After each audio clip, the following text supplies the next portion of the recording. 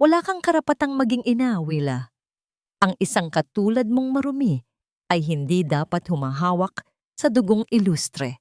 Ang tinig ni Don Santiago ay parang latigo na humagupit sa katahimikan ng silid.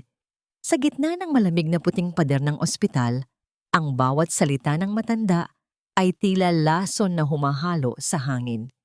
Walang babala, walang pag-aalinlangan. Itinapon niya sa dibdib ni Willa ang isang makapal na envelope. Nagkalat sa ibabaw ng puting kumot ang mga litratong may malalaswang anggulo, mga imaheng nagpapakita sa kanya na nasa bisig ng isang hindi kilalang lalaki sa isang silid na hindi niya kailanman napuntahan. Sa mga sandaling iyon, ang nanginginig na kamay ni Willa ay nakahawak pa sa isang maliit na rosaryo. Kakatapos lang niyang bumulong ng isang panalangin ng pasasalamat sa Panginoon dahil sa matagumpay na panganganak sa kanyang kambal. Ang bawat hibla ng kanyang katawan ay hapong-hapo. Ang kanyang sinapupunan ay kumikirot pa mula sa sariwang hiwa ng operasyon. Ngunit ang lahat ng sakit na yon ay walang-wala kumpara sa bigat ng paratang na dumagan sa kanyang pagkatao. Papa, hindi totoo yan. Hector, maniwala ka sa akin. Hindi ko magagawa yan. Pilit na bumangon si Willa. Kahit na tila hinihiwa ng libu-libong patalim ang kanyang tiyan sa bawat galaw. Tumingin siya kay Hector, ang lalaking nangako sa kanya ng kailanman. Ang lalaking kanina lang ay hinahawakan ng kanyang kamay habang siya ay nasa ilalim ng anesthesia. Ngunit ang Hector na nasa harap niya ngayon ay hindi na ang asawang mapagmahal. Ang mga mata nito ay puno ng pandidiri at puot. Huwag mo akong mahawakan, Willa. Nakakasuka ka. Ang bawat salita ni Hector ay parang malamig na bakal na bumaon sa puso ni Willa. Hindi man lang siya tinignan nito ng diretsyo. Sa halip, tumalikod si Hector at lumapit sa dalawang sanggol na mahimbing na natutulog sa kanilang mga crib. Sa likuran ni Hector, lumabas mula sa anino si Isabela. Ang suot nitong bestida ay malinis at plansado. Ang kanyang mukha ay puno ng huwad na awa. Ngunit ang kanyang mga mata ay nagniningning sa tagumpay. Dahan-dahang binuhat ni Isabela ang isa sa mga sanggol, habang ang isa naman ay kinuha ni Hector. Hector! Ang mga anak ko! Huwag niyo silang ilayo sa akin! Ang sigaw ni Willa ay naging isang paos na hikbi. Sinubukan niyang abutin ang laylayan ng damit ni Hector, ngunit mabilis na humarang ang dalawang malalaking bodyguard ni Don Santiago. Hinawakan nila si Willa sa magkabilang braso. Walang pakialam kung ang kanyang benda ay nagsisimula ng mabahira ng sariwang dugo dahil sa puwersa ng kanyang pagkilos. Mula sa araw na ito, patay na ang ina ng mga batang ito, mariing deklara ni Don Santiago. Pinirmahan mo na ang dokumento ng pagtalikod sa kanila habang ikaw ay nasa ilalim ng gamot. Wala ka ng habol. Utang na loob mo sa amin ang buhay ng mga magulang mo sa probinsya, Willa. Isang salita ko lang, mabubulok sila sa kulungan dahil sa mga kasong isinampa ko laban sa kanila. Tila tumigil ang pag-ikot ng mundo para kay Willa. Ang kanyang lalamunan ay tuyot na tuyot. Ang kanyang dila ay parang naging bato. Napanood niya sa gitna ng kanyang malabong paningin dahil sa luha kung paano dinala ni Hector at Isabela ang kanyang mga anak palabas ng silid. Ang bawat hakbang ng kanilang mga sapatos sa sahig ay tila tunog ng martilyo na ipinapako ang kabaong ng kanyang kaligayahan. Hindi pa natapos ang paghihirap. Sa utos ni Don Santiago, kinaladkad si Willa ng mga bodyguard palabas ng ospital. Wala siyang suot kundi ang manipis na hospital gown at isang lumang tsinelas. Wala siyang pera, walang gamit, tanging ang hapdi ng kanyang sugat at ang lamig ng gabi ang kanyang kasama. Sa labas, ang langit ng Maynila ay nagngangalit. Ang malakas na ulan ay tila nakikiramay sa kanyang pagkagapi. Ibinagsak siya ng mga tauhan ni Don Santiago sa basang aspalto, sa gilid ng kalsada kung saan ang mga sasakyan ay mabilis na nagdadaan, walang pakialam sa isang babaeng duguang nakahandusay sa dilim. Ang tubig ulan ay humahalo sa luha ni Willa. nanunuot sa kanyang gown at nagpapanginig sa kanyang buong kalamnan. Ang bawat patak ng ulan na tumatama sa kanyang balat ay parang karayom na nagpapaalala sa kanya ng kanyang kawalan. Nakatingin siya sa madilim na abot-tanaw, sa direksyong tinahak ng sasakyan ng mga ilustre. Bit-bit ang kanyang kinabukasan at ang kanyang mga anak. Bakit ang pag-ibig na akala ko ay aking kanlungan ay siya ring naging dahilan ng aking kamatayan habang ako ay humihinga pa? Hanggang kailan kailangang bayaran ng isang pusong tapat ang utang na loob na kailanman ay hindi naman niya hiniling? Doon sa ilalim ng hagupit ng bagyo, sa gitna ng sakit na hindi kayang ilarawan ng anumang salita. Isang bahagi ng pagkatao ni Willa ang tuluyang namatay. At sa bawat pagtibok ng kanyang puso na pilit na lumalaban sa lamig, isang bagong apoy ang nagsimulang maglaro sa kanyang mga mata. Isang apoy na hindi magpapatay hanggang sa mahanap niya ang katarungan. Ang bawat patak ng ulan na humahagupit sa sugatang katawan ni Willa ay tila mga uyam ng tadhana, nagpapaalala sa kanya na wala na siyang tahanan, wala na siyang pangalan, at higit sa lahat, wala na sa kanyang mga bisig ang dalawang anghel na halos ilang oras pa lamang niyang nasisilayan. Sa gilid ng madilim na kalsada, kung saan ang putik ay humahalo sa dugong umaagos mula sa kanyang sariwang hiwa, naramdaman niya ang unti-unting paglayo ng kanyang malay. Ang huling imaheng nakaukit sa kanyang isipan ay ang mukha ni Hector, hindi ang lalaking nangako ng proteksyon, kundi ang lalaking naging mitya ng kanyang pagkagunaw. "Anak, gising anak, huwag kang susuko sa dilim." Ang boses na yon ay hindi nagmula sa kanyang panaginip. Isang mainit at magaspang na kamay ang humawak sa kanyang pisngi. Nang idilat ni Willa ang kanyang mga mata, isang matandang babae ang nakatunghay sa kanya, balot ng isang lumang kapote at may bitbit na lampara na bahagyang tumatalo sa kadiliman. Ito si Lola Remedios, ang dating mayordoma ng mga ilustre na pinalayas din sa mansyon. Maraming taon na ang nakalilipas dahil sa pagtuklas sa isang lihim na hindi dapat nalaman.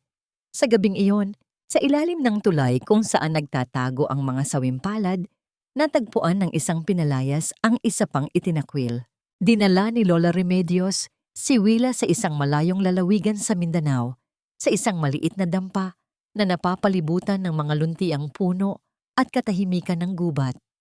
Sa loob ng ilang linggo, ang bawat araw ni Willa ay isang pakikipagbuno sa kamatayan.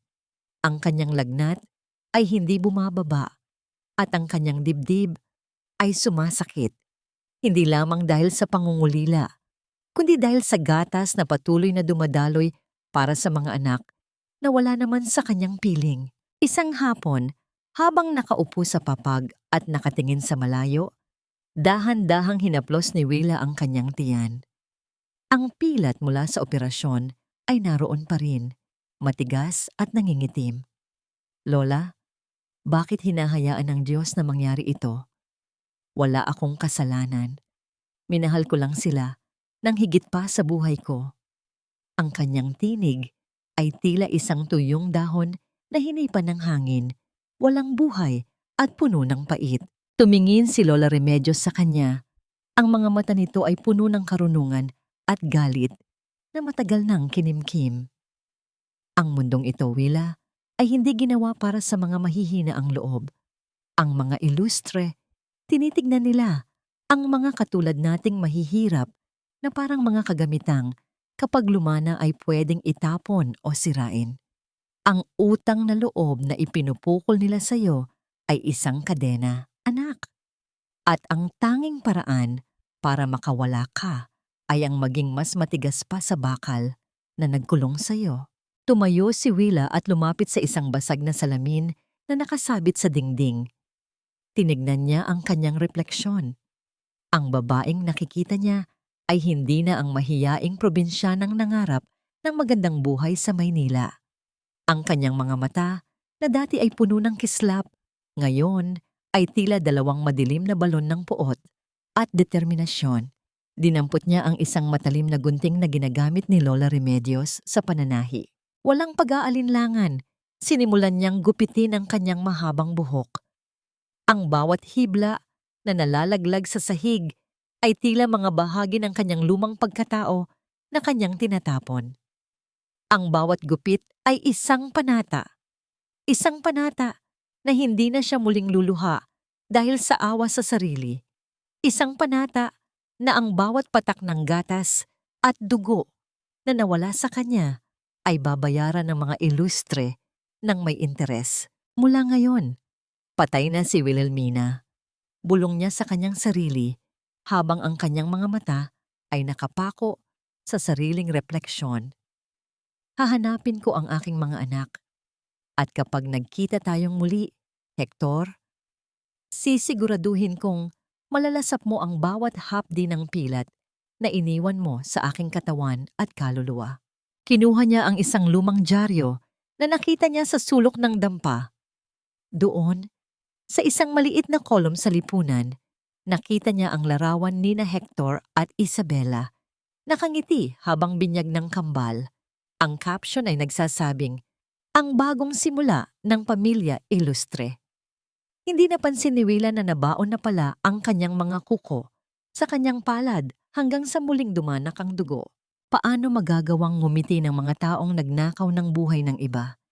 Gaano kalalim ang kailangang kamanghukayin ng isang ina upang ilibing ang kanyang kahapon at itayo ang isang kinabukasang puno ng paghihiganti? Hindi alam ni Willa kung saan siya magsisimula. Ngunit alam niya ang isang bagay. Ang Mindanao ay hindi magiging kanyang libingan, kundi ang kanyang pandayan. Sa gitna ng masukal na kagubatan at disiplina ng mga taong nabubuhay sa dulo ng patalim, isang bagong Willa ang isisilang.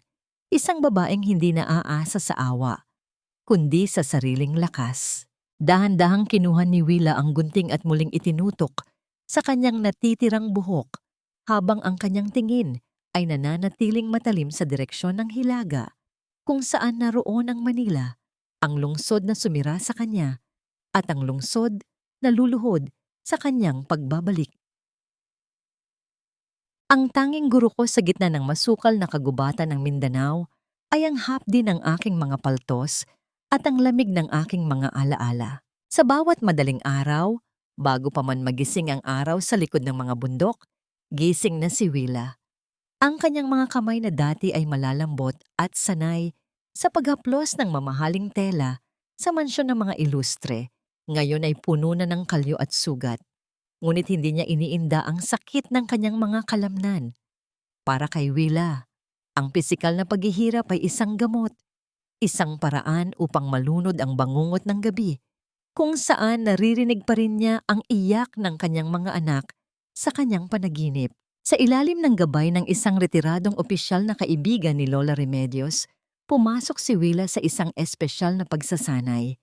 Hindi siya nag-aaral para pumatay, kundi para mabuhay sa isang mundong ang tanging wika ay kapangyarihan at disiplina. Sa bawat takbo niya sa maputik na daan, sa bawat pagbuhat ng mabibigat na kagamitan, ang bawat patak ng kanyang pawis ay tila isang dasal para sa katarungan. Ang kanyang mukha ay naging parang bato, walang emosyong mababasa, tanging ang talas ng kanyang mga mata ang nagpapahiwatig na may apoy pang naglalagablab sa loob ng kanyang dibdib.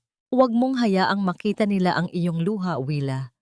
Paalala ni Lola Remedios habang binabalot ng mainit na tuwalya ang nanginginig na balikat ng dalaga pagkatapos ng isang mahabang araw.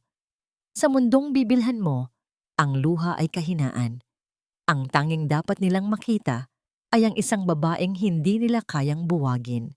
Isang gabi, habang ang paligid ay nababalot ng tunog ng mga kuliglig at ang amoy ng basang lupa, dumating ang isang lumang dyaryo mula sa Maynila, isang bagay na bihirang makarating sa kanilang liblib na lugar. Nakita ito ni Willa sa ibabaw ng hapagkainan. Sa gitna ng pahina, isang malaking larawan ang tila sumaksak sa kanyang paningin. Naroon si Hector, nakasuot ng isang mamahaling tuksido at sa tabi niya ay si Isabela na nakasuot ng isang napakagandang puting bestida. Ang kanilang mga ngiti ay tila mga hiyas na nagpapakita ng isang buhay na walang bahid ng dumi. Ang pamagat ng balita ay malinaw at malupit. Ang kasalan ng taon, Hector Ilustre at Isabela Montenegro. Mag-iisang dibdib na sa susunod na buwan, naramdaman ni Willa ang biglang pagtigil ng pintig ng kanyang puso. Ang papel sa kanyang kamay ay dahan-dahang nalukot habang ang kanyang mga kuko ay tila gustong bumaon sa mukha ni Isabela sa larawan. Ang balitang iyon ay hindi lamang isang anunsyo ng kasal. Ito ay isang kumpirmasyon na tuluyan na siyang binura sa buhay ng lalaking nangako sa kanya ng kailanman. Habang siya ay nagdurusa sa putik at hirap, ang mga taong nagnakaw ng kanyang kaligayahan ay naghahanda para sa isang marangyang pagdiriwang. Mas masakit pa sa sugat ng panganganak, ang katotohanang ang babaeng tumatayo na ngayong ina ng kanyang mga anak ay ang parehong babaeng nagnakaw ng kanyang dangal. Naisip ni Willa ang kanyang kambal. Ang bawat araw na lumilipas ay isang araw na tinuturuan silang tawaging nanay, ang isang ahas. Ang bawat gabi na hindi niya sila nayayakap ay isang gabi na ninanakawan sila ng tunay na pag-ibig ng isang ina. Magpapakasal sila. Bulong ni Willa, ang kanyang tinig ay malamig pa sa hanging amihan. Magdiriwang sila sa ibabaw ng aking libingan. Dahan-dahan niyang ibinaba ang dyaryo at tumayo. Nilapitan niya ang kanyang maliit na bag kung saan nakatago ang isang piraso ng damit ng kanyang mga anak. Ang tanging bagay na naisalba niya mula sa ospital. Inilapit niya ito sa kanyang ilong. Pilit na hinahanap ang amoy ng kanyang mga sanggol. Ngunit ang tanging naamoy niya ay ang alikabok ng Mindanao at ang amoy ng sariling pagpupursige. Ang determinasyon sa kanyang puso ay lalong tumibay. Hindi na sapat ang magtago. Hindi na sapat ang magpalakas lamang dito sa malayo. Kailangan niyang bumalik. Kailangan niyang maging isang bagyong mas malakas pa sa dilubyong nagtapon sa kanya sa gilid ng kalsada. Paano magagawang matulog ng mahimbing ng isang lalaking ipinalit ang kanyang asawa sa isang kasinungalingan? At hanggang kailan mananatiling nakatago ang katotohanan sa ilalim ng mga bulaklak at marangyang handaan ng isang kasalang na buo mula sa katraydoran? Lumingon si Willa kay Lola Remedios. Ang kanyang mga mata ay nagliliyab sa isang bagong layunin. Lola, tapos na ang oras ng pagtatago. Kailangan ko nang kunin ang nararapat para sa akin.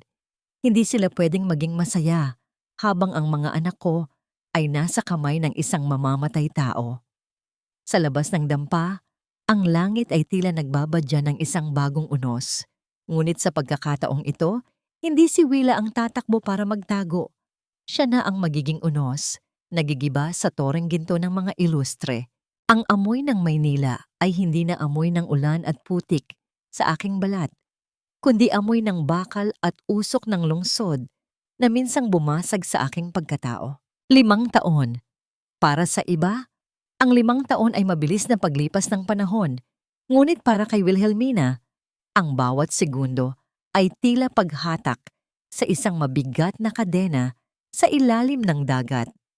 Ngayon, nakatayo siya sa harap ng malaking bintana ng isang mataas na gusali sa Fort Bonifacio. Hindi na siya ang babaeng nakasuot ng kupas na duster, kundi isang babaeng balot ng kagalang-galang na uniforme ng militar. Ang kanyang buhok ay maikli at maayos. Ang kanyang tindig ay tuwid na tila isang kawayang hindi kayang baliin ng anumang bagyo. Siya na ngayon si Captain Willa Santos. Ang apelyidong ilustre ay matagal na niyang ibinaon sa limot, kasabay ng kanyang mga luha. Ang kanyang misyon sa Maynila ay simple sa pandinig, ngunit mapanganib sa katotohanan. Pangunahan ang investigasyon sa mga irregularidad ng mga kontrata sa depensa na kinasasangkutan ng Illustre Development Corporation. Captain, narito na ang mga kinatawan ng IDC para sa ating preliminary meeting. Wika ng kanyang aide, habang ang tunog ng pagbukas ng pinto ay nagbigay daan sa pagpasok ng mga taong naging bangungot ng kanyang buhay. Dahan-dahang humarap si Willa. Ang kanyang puso ay tumibok ng malakas, isang mabilis na pagtambol sa loob ng kanyang dibdib na pilit niyang pinakalma sa pamamagitan ng isang malalim na paghinga. Pumasok si Don Santiago, mas matanda na ngayon, ngunit naroon pa rin ang mapang-aping awtoridad sa kanyang mga mata. At sa likuran nito, ang lalaking naging langit at impyerno niya. Si Hector. Mukhang matagumpay si Hector. Ang kanyang suot na suit ay halatang gawa sa mamahaling tela at ang kanyang mukha ay walang bakas ng kahit anong pagsisisi sa nakaraan. Nang magtama ang kanilang mga mata, naramdaman ni Willa ang tila kuryenteng gumapang sa kanyang likuran. Nakita niya ang panandaliang pagkunot ng noo ni Hector, ang bahagyang pag-aalinlangan sa kanyang mga mata habang tinitignan ang babaeng opisyal na nasa harap niya. Magandang umaga, Don Santiago. Mr. Ilustre. Ang boses ni Willa ay matatag, malamig, at puno ng propesyonalismo. Walang bakas ng nanginginig na probinsyana na dati ay yumuyuko sa harap nila. Ako si Captain Willa Santos. Ako ang mamamahala sa audit ng inyong mga proyekto sa ilalim ng Department of National Defense. Narinig ni Willa ang pagbuga ng hangin ni Don Santiago, isang tunog ng pagkainip at pagmamataas. Isang babae, inaasahan namin ng isang general, hindi isang batang kapitan. Tugon ng matanda, habang dahan-dahang umuupo sa silya nang hindi man lang nagtatanong. Ngumiti ng bahagya si Willa, isang ngiting hindi umabot sa kanyang mga mata. Ang kakayahan ay wala sa edad o kasarian, Don Santiago. Ito ay nasa katotohanang nakatago sa inyong mga dokumento. At sisiguraduhin kong walang kahit isang sentimo ang mawawala sa kaban ng bayan. Sa kabilang panig ng mesa, hindi maalis ni Hector ang kanyang tingin kay Willa. May kung anong pamilyar sa boses nito, sa paraan ng pagkurap ng mga mata nito na tila humahalukay sa kanyang kaluluwa. Ngunit imposible. Ang Willa na kilala niya ay patay na. Isang alaala ng kahapong pilit na ibinaon ni Isabela sa ilalim ng mga kasinungalingan. Dahan-dahang inayos ni Willa ang kanyang mga folder sa ibabaw ng mesa. Ang bawat galaw niya ay kalkulado. Habang nagpapaliwanag siya tungkol sa mga legal na hakbang ng investigasyon, napansin niyang tinitignan ni Hector ang kanyang mga kamay. Doon, sa ilalim ng kanyang manggas, ay matatagpuan ang isang maliit na pilat. Hindi ang satyan, kundi ang marka ng isang lumang paso na nakuha niya noong unang taon nila bilang mag-asawa habang ipinagluluto niya ito ng paborito nitong pagkain. Isang matalas na kirot ang dumaan sa puso ni Willa, ngunit mabilis niya itong iwinaksi. Hindi siya narito para sa mga alaala. Narito siya para sa paniningil. May problema ba, Mr. Ilustre? Tanong ni Willa. Diretso ang tingin sa mga mata ni Hector. Bahagyang napaigtad si Hector. Wala, Captain. May kamukha ka lang. Isang taong matagal nang wala. Ang mga patay ay nananatiling patay, Mr. Ilustre. Malamig na tugon ni Willa. Ngunit ang kanilang mga multo ay laging bumabalik para sa katarungan. Maari na tayong magsimula? Ang katahimikan sa silid ay naging mabigat. Tila isang bagyong nagtitipon ng lakas. Habang nagsasalita ang mga abogado ng mga ilustre, naramdaman ni Willa ang bigat ng isang sobre sa loob ng kanyang drawer, ang mga litrato ng kanyang mga anak na lihim na kinuha ng kanyang mga tauhan, Luna at Sol, ang mga batang lumalaki sa piling ng isang magnanakaw ng dangal. Hindi alam ni Hector na ang babaeng itinuturing niyang banta sa kanyang negosyo ay ang parehong babaeng minsang humiling ng kanyang proteksyon sa ilalim ng ulan. At hindi niya alam na ang bawat salitang binibitawan ni Captain Santos ay isang hakbang patungo sa pagguho ng kanyang mundong ginto. Nang matapos ang pulong, tumayo si Hector at lumapit kay Willa. Isang mapanganib na distansya ang namagitan sa kanila. Captain Santos, inaanyayahan ka namin sa aming anibersaryo sa susunod na linggo. Isang pagdiriwang ng aming pamilya. Siguro, doon ay mas makikilala natin ang isa't isa. Tumingin si Willa kay Hector at sa unang pagkakataon, nakita ni Hector ang isang kislap ng puot na mabilis ding naglaho sa mga mata ng kapitan. Salamat sa imbitasyon, Mr. Ilustre. Makakaasa kayo. Hinding-hindi ko palalampasin ang pagkakataong iyon. Siguradong sigurado ako, Hector. May kakaiba sa Captain Santos na yan. She acts as if she owns the world. Pero ang mga mata niya, they look so familiar. Ang tinig ni Isabela ay parang gasgas na plaka sa pandinig ni Willa habang naglalakad siya sa pasilyo ng Marangyang Hotel kung saan ginaganap ang isang charity gala. Nakasuot si Willa ng kanyang full-dress white uniform, isang sagisag ng dangal na pinaghirapan niya sa gitna ng bawat patak ng pawis sa Mindanao. Ang bawat hakbang ng kanyang sapatos sa makintab na marmol ay naglilikha ng isang matatag at ritmikong tunog malayo sa kaladkad ng tsinelas ng isang babaeng pinalaya sa ulan 5 taon na ang nakalilipas. Tumigil si Willa sa tapat ng mag-asawa. Ang bango ng mamahaling pabango ni Isabela ay humahalo sa amoy ng alak at kapangyarihan sa paligid. Ngunit para kay Willa, amoy ito ng pagkabulok.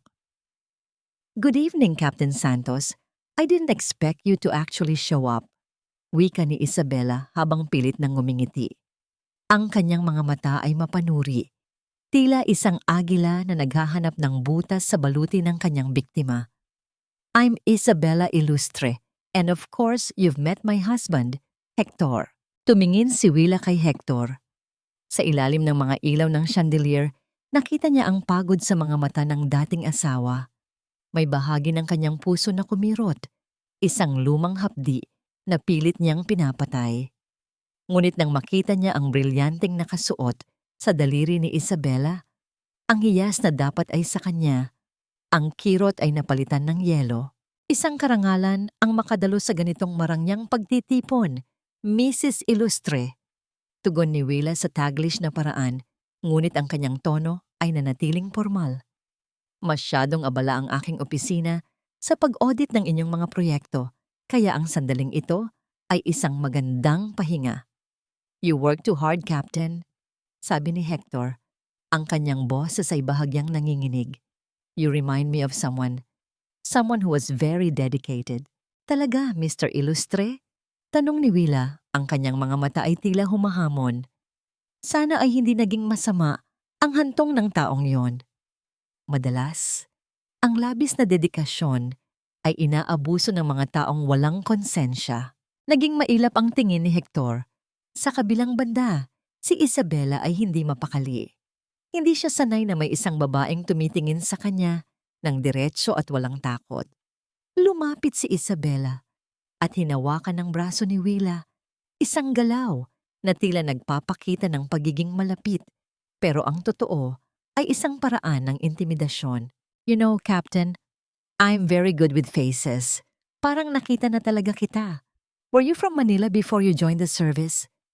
tanong ni Isabela, habang dahan-dahang hinahaplos ang tela ng uniforme ni Willa. Sa sandaling iyon, bahagyang naangat ang manggas ng uniforme ni Willa nang abutin niya ang isang baso ng champagne mula sa isang waiter na dumaan. Ang liwanag mula sa kisame ay tumama ng direkta sa kanyang kanang pulso.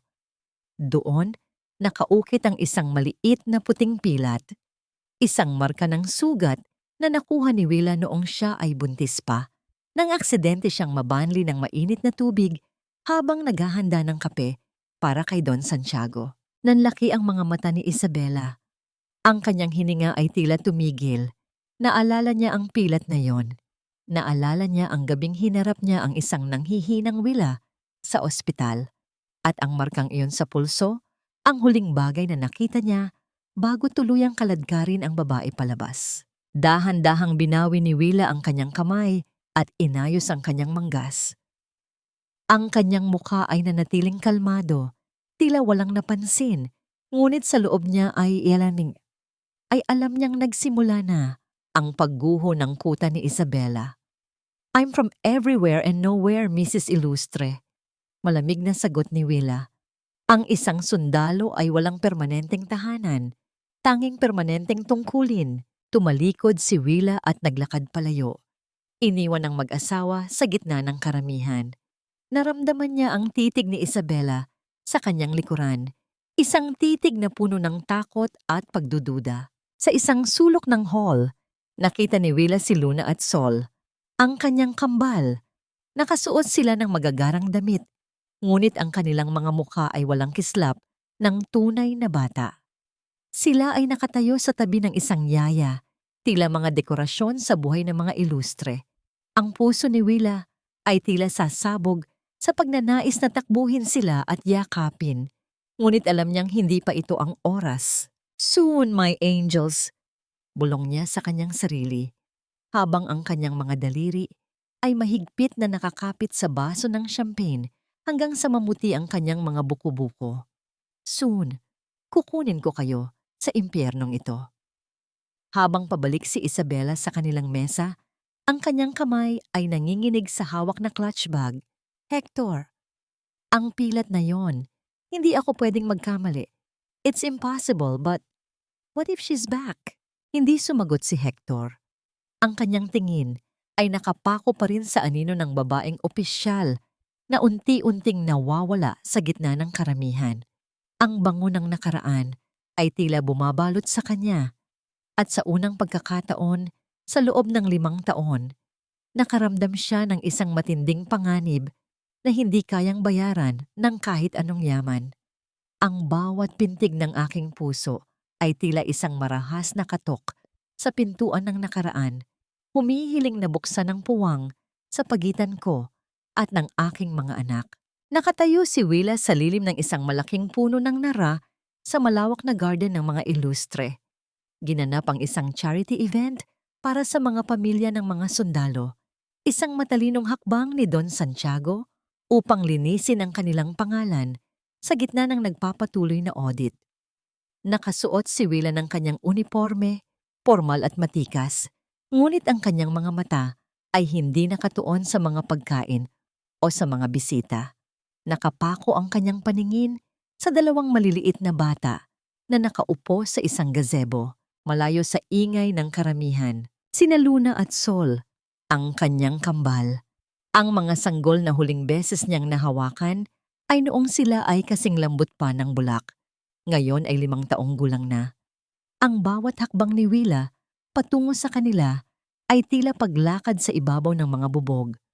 Bawat hininga ay may kasamang hapdi. "Luna, Sol, stand up straight. Ang dumi-dumi na ng damit niyo, look at you." Ang matalim na boses ni Isabela ay pumutol sa katahimikan ng mga bata. Lumapit si Isabela. Dala ang isang panyo na may amoy ng matapang na pabango. Hindi niya hinaplos ang mga bata. Sa halip, marahas niyang pinagpagan ang balikat ni Sol at hinila ang buhok ni Luna para ayusin ang laso nito. Nakita ni Willa kung paano napapikit si Luna sa sakit.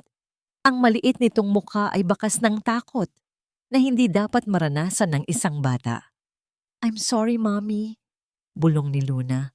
Ang kanyang boses ay nanginginig. Kumulo ang dugo ni Willa. Ang bawat hibla ng kanyang pagkatao ay gustong sumigaw. Gustong itulak si Isabela palayo at yakapin ang kanyang mga anak hanggang sa mawala ang kanilang takot. Ngunit nanatili siyang nakatayo. Ang kanyang mga kamay ay mahigpit na nakakuyom sa kanyang likuran. "Good afternoon, Mrs. Ilustre." Malamig na bati ni Willa habang dahan-dahang lumalapit. Napaigtad si Isabela. Agad siyang nagpalit ng anyo.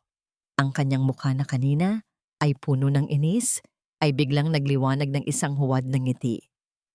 "Oh, Captain Santos, you're here. Pasensya na. These kids can be such a handful sometimes. Napaka-unruly nila, just like they're, well, you know." Tumingin si Willa kay Luna. Ang bata ay nakatingin sa kanya ng may pagtataka. Ang mga mata nito ay kasing itim ng gabi, katulad ng mga mata ni Willa. Isang munting luha ang namuo sa gilid ng mata ni Luna. Nang hindi nag-iisip, lumuhod si Willa sa harap ng bata upang maging kapantay ang kanilang paningin. "Huwag kang umiyak, munting prinsesa." Malambot na wika ni Willa sa wikang Tagalog na puno ng haplos. Inilabas niya ang isang maliit na panyong puti mula sa kanyang bulsa. Isang panyong may burda ng maliit na bituin, ang tanging alaala ni Lola Remedios. Dahan-dahan niyang pinunasan ang pisngi ni Luna. "Thank you po," mahinang sagot ni Luna. May isang kislap ng pagkilala sa mga mata ng bata. Isang koneksyong hindi kayang ipaliwanag ng agham. "Captain, you don't have to do that. May mga yaya naman sila." Pakialam ni Isabela, ang kanyang tono ay puno ng pag-aalinlangan at inggit. "Luna, Sol, say thank you to the captain and go back to the nursery. Now." Bago pa man makagalaw ang mga bata, hinawakan ni Sol ang kamay ni Willa. Ang init ng maliit na palad ng kanyang anak ay tila isang kuryenteng gumising sa bawat himaymay ng kanyang pusong 5 taon ng tulog. "Will you play with us, Captain? Mommy is always busy with her parties." Napatigil ang lahat. Ang mukha ni Isabela ay naging pula sa galit at kahihiyan. Sa likuran nila, dumating si Hector. Bit-bit ang isang baso ng scotch. Nakita niya ang eksena, ang kanyang bagong asawa na tila nanggagalayti, at ang babaeng opisyal na nakaluhod sa harap ng kanyang mga anak. "What's going on here?" tanong ni Hector. Ang kanyang boses ay paos. "Your children are just being difficult, Hector." Mabilis na sagot ni Isabela habang hinila niya si Luna nang may kalakasan sa braso. "We should go. Captain Santos has work to do." Narinig ni Willa ang mahinang ungol ng sakit ni Luna. Sa sandaling iyon, ang disiplina ng isang sundalo ay tila naglaho. Tumayo si Willa. Ang kanyang taas ay naging mas nakakatakot kaysa sa kahit anong baril. Ang kanyang mga mata ay direktang nakatitig kay Isabela, puno ng isang banta na hindi kailangan ng salita. "Mrs. Ilustre," ang mga bata ay parang mga salamin. Wika ni Willa, ang kanyang tinig ay mababa, ngunit sapat na para marinig ang bawat panginginig nito. Kapag marahas ang iyong pagkakahawak, maaring silang mabasag. At kapag nabasag ang isang salamin, ang mga bubog nito ay maaring makasugat sa taong huling humawak sa kanila. Naramdaman ni Hector ang bigat ng hangin. Lumapit siya at hinawakan ang balikat ni Isabela. Tila pinapakalma ito, ngunit ang kanyang tingin ay nanatiling nakapako kay Willa. Ang paraan ng pagsasalita ni Captain Santos, ang lalim ng kanyang pagmamalasakit sa mga bata. Lahat ng lahat ng ito ay muling naggising sa isang alaala ni Wilhelmina na pilit niyang pinapatay gabi-gabi. "Luna, Sol, sumunod na kayo kay Yaya," utos ni Hector. Nang makaalis ang mga bata, humarap siya kay Willa. "Captain, I apologize if my wife seemed a bit stressed. Masyado lang kaming maraming iniisip dahil sa audit." "I understand, Mr. Ilustre," sagot ni Willa habang dahan-dahang itinatago ang kanyang panyo sa bulsa. Ngunit ang audit ay tungkol sa pera at dokumento. Ang mga anak ay tungkol sa kaluluwa. Siguraduhin niyo lang na hindi niyo nalilimutan ang pagkakaiba. Habang naglalakad palayo si Willa, narinig niya ang mahinang bulong ni Luna na tumatawag sa kanyang yaya. "Yaya, ang bango ni Captain. Amoy bulaklak na katulad ng sa panaginip ko." Napatigil si Willa sa paglalakad. Ang kanyang mga kuko ay bumaon sa kanyang palad hanggang sa makaramdam siya ng hapdi. Alam ni Luna, kahit sa kabila ng 5 taon, ang kaluluwa ng kanyang anak ay naaalala pa rin ang kanyang amoy. Ngunit sa kabilang bahagi ng garden, si Isabela ay nakatayo sa tabi ni Hector. Ang kanyang mukha ay puno ng isang madilim na plano. "Hector, I've had enough. I want that Captain Santos out of our lives. Hindi lang audit ang ginagawa niya rito. She's looking at our children as if she wants to steal them." "She's just a soldier, Isabela," sagot ni Hector, ngunit ang kanyang boses ay walang kasiguraduhan. "No, Hector," bulong ni Isabela habang tinitignan ang panyong naiwan ni Luna sa upuan, ang panyong ibinigay ni Willa. "She's not just a soldier, she's a ghost. At kailangan nating siguraduhin na ang multong ito ay hinding-hindi na muling makakapagsalita." Sa loob ng kanyang bulsa, hinawakan ni Willa ang munting bituin sa kanyang panyo. Ang unang digmaan ay natapos na. Ngunit ang tunay na labanan para sa puso ng kanyang mga anak ay nagsisimula pa lamang. Gaano kalayo ang kayang gawin ng isang huwad na ina upang mapanatili ang kanyang korona, at gaano kalalim ang kayang hukayin ng isang tunay na ina upang mabawi ang kanyang buhay. Hector, hanggang kailan mo ba tititigan ang aninong iyon? Hindi mo ba nakikita? Ang babaeng iyon ay isang banta sa katahimikan ng ating pamilya. Ang tinig ni Isabela ay tila isang matalim na kutsilyo na humihiwa sa katahimikan ng kanilang silid-tulugan. Nakatayo siya sa harap ng malaking salamin, marahas na tinatanggal ang kanyang mga mamahaling alahas. Ang bawat kalansing ng mga ginto at brilyante sa ibabaw ng lamesa ay tila tunog ng babala. Sa kabilang panig, si Hector ay nakaupo sa dulo ng kama. Ang kanyang mga kamay ay nakasapo sa kanyang mukha, tila pasan ng buong mundo. She's just doing her job, Isabela. Si Papa ang may gusto ng audit na ito para malinis ang pangalan ng kumpanya. Mahinang sagot ni Hector. Ang kanyang boses ay puno ng pagod. Audit? Isang audit ba ang dahilan kung bakit niya kinakausap ang mga anak natin na tila ba may mas malalim siyang karapatan? Lumapit si Isabela kay Hector. Ang kanyang mukha ay puno ng huwad na pag-aalala. Hinawakan niya ang mga balikat ng asawa. Ang kanyang tinig ay naging malambot, ngunit puno ng lason. Hector, isipin mo ang mga bata. Sabi ni Luna, amoy bulaklak daw ang babaeng yon. Amoy ng isang taong matagal na nating ibinaon. Hindi mo ba naiisip?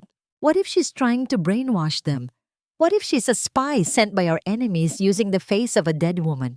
Ito ang sining ni Isabela, ang paggamit ng takot at pag-ibig ni Hector upang tabunan ng katotohanan.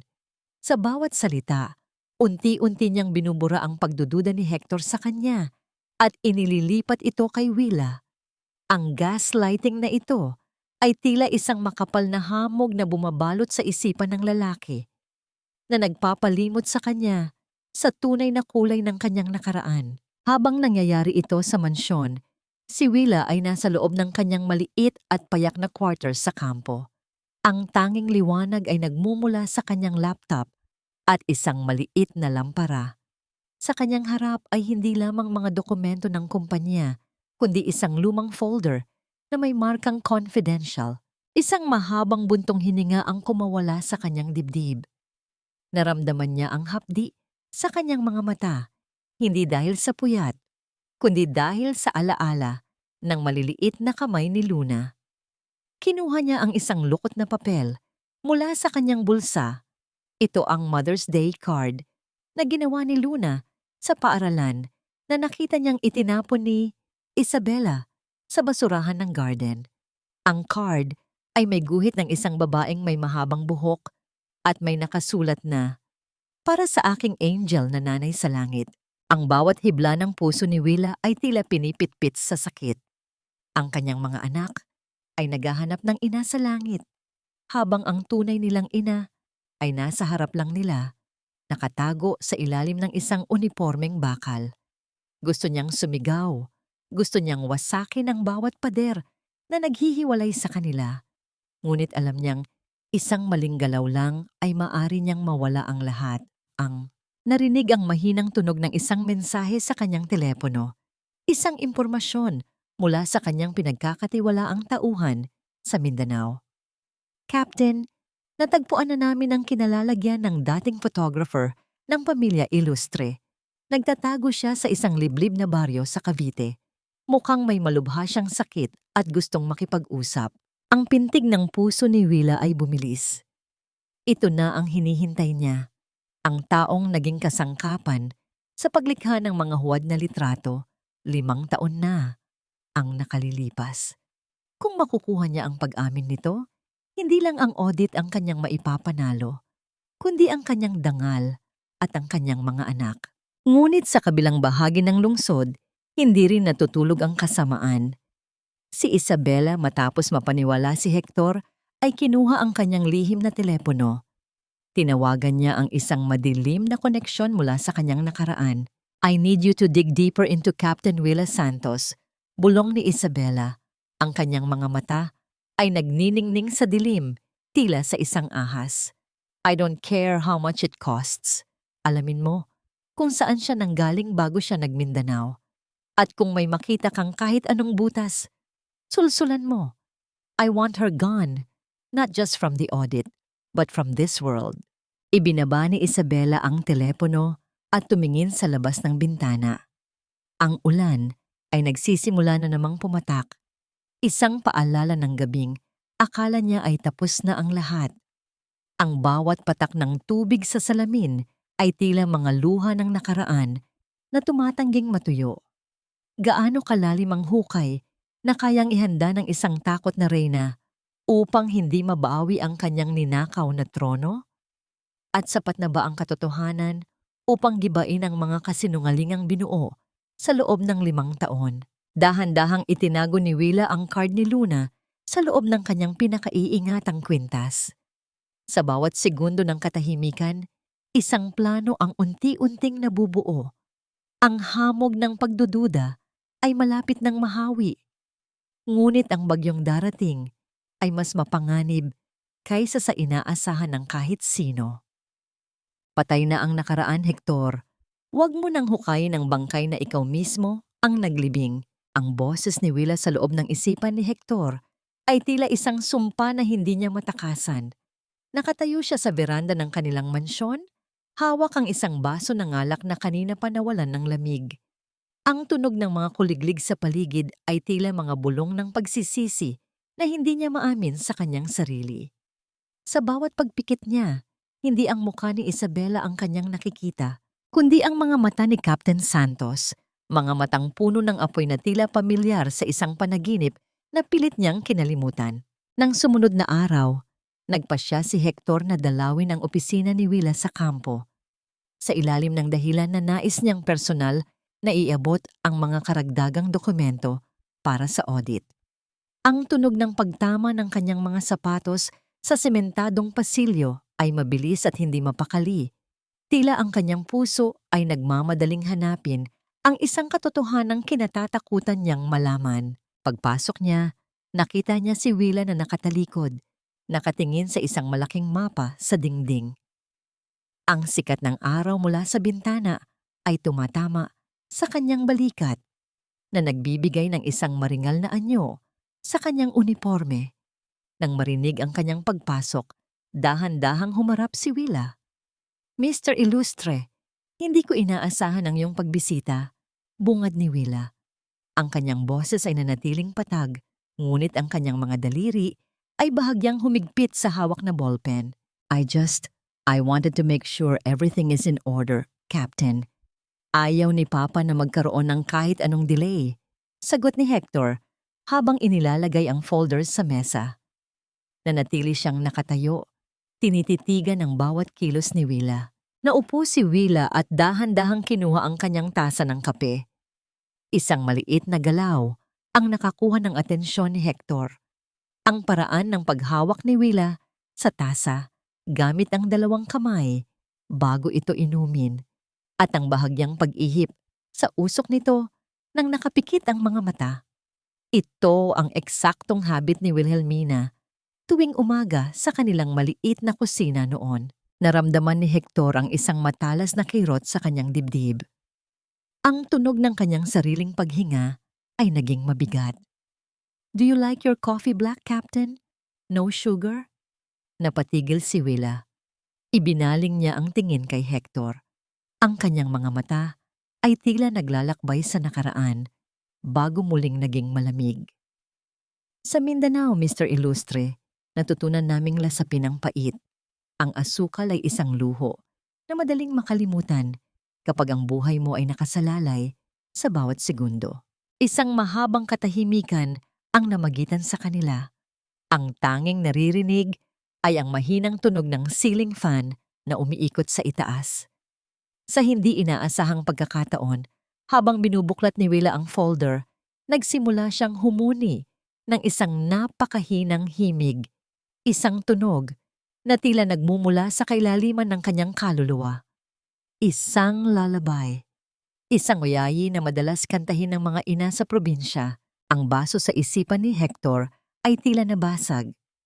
Iyon ang uyayi na kinakanta ni Wilhelmina sa kanyang tiyan noong siya ay buntis pa. Ang tunog ng himig na yon ay tila isang susi na nagbukas sa lahat ng mga emosyong pilit niyang itinago sa loob ng 5 taon. Sino ka ba talaga? Ang tanong ni Hector ay lumabas bilang isang paos na bulong. Lumapit siya sa mesa ni Willa. Ang kanyang mga mata ay puno ng kalituhan at isang pag-asang sumasakit. That hum, that habit. Impossible. Wilhelmina is gone. I saw her leave. I saw the evidence. Dahan-dahang tumayo si Willa. Ang kanyang taas ay naging isang pader na humaharang sa anumang emosyon. Ang ebidensya ay maaring dayain, Mr. Illustre. Ang mga mata ay maaring linlangin. Ngunit ang budhi ay hindi kailanman natatahimik. Kung ang hinahanap mo ay ang babaeng itinapon niyo sa gitna ng bagyo, huwag kang tumingin sa akin. Tumingin ka sa salamin at itanong mo sa iyong sarili, bakit ka pa rin minumulto ng isang taong sinabi mong hindi mo kailanman minahal? Napaatras si Hector. Tila nasampal ng katotohanan. Sa labas ng pinto, nakatayo si Isabela, lihim na nakikinig. Ang kanyang mukha ay naging parang sa isang demonyo sa galit. Nakikita niya ang pagguho ng kanyang kontrol kay Hector. Ang bawat salita ni Willa ay tila isang palakol na tumatama sa pundasyon ng kanyang mga kasinungalingan. Hector! Ang matinis na boses ni Isabela ay bumasag sa tensyon habang marahas niyang binuksan ang pinto. What are you doing here? Kanina pa kita hinahanap. We have an appointment with the wedding coordinator for our renewal of vows. Tumingin si Isabela kay Willa. Ang kanyang mga mata ay naglalabas ng apoy. Captain Santos, I hope my husband isn't bothering you with his sentimentalities. Masyado lang siyang stressed lately. Ngumiti si Willa, isang ngiting tila isang talim na dahan-dahang humihiwa. Not at all, Mrs. Illustre. In fact, your husband was just reminding me how easy it is for some people to bury the truth under expensive suits and jewelry. But don't worry, ang audit na ito ay magbubuklat ng lahat. Mula sa mga dokumento hanggang sa mga sikretong pilit na itinatago sa dilim. Hinila ni Isabela si Hector palabas. Ang tunog ng kanyang takong sa sahig ay tila mga putok ng baril sa katahimikan. Ngunit bago sila tuluyang makalayo, lumingon si Hector. Nakita niya si Willa na nakatayo pa rin, matikas at hindi natitinag, habang ang anino nito sa sahig ay tila isang higanting nagbabantay. Sa loob ng kanyang quarters ng gabing iyon, kinuha ni Willa ang kanyang kwintas at binuksan ang locket.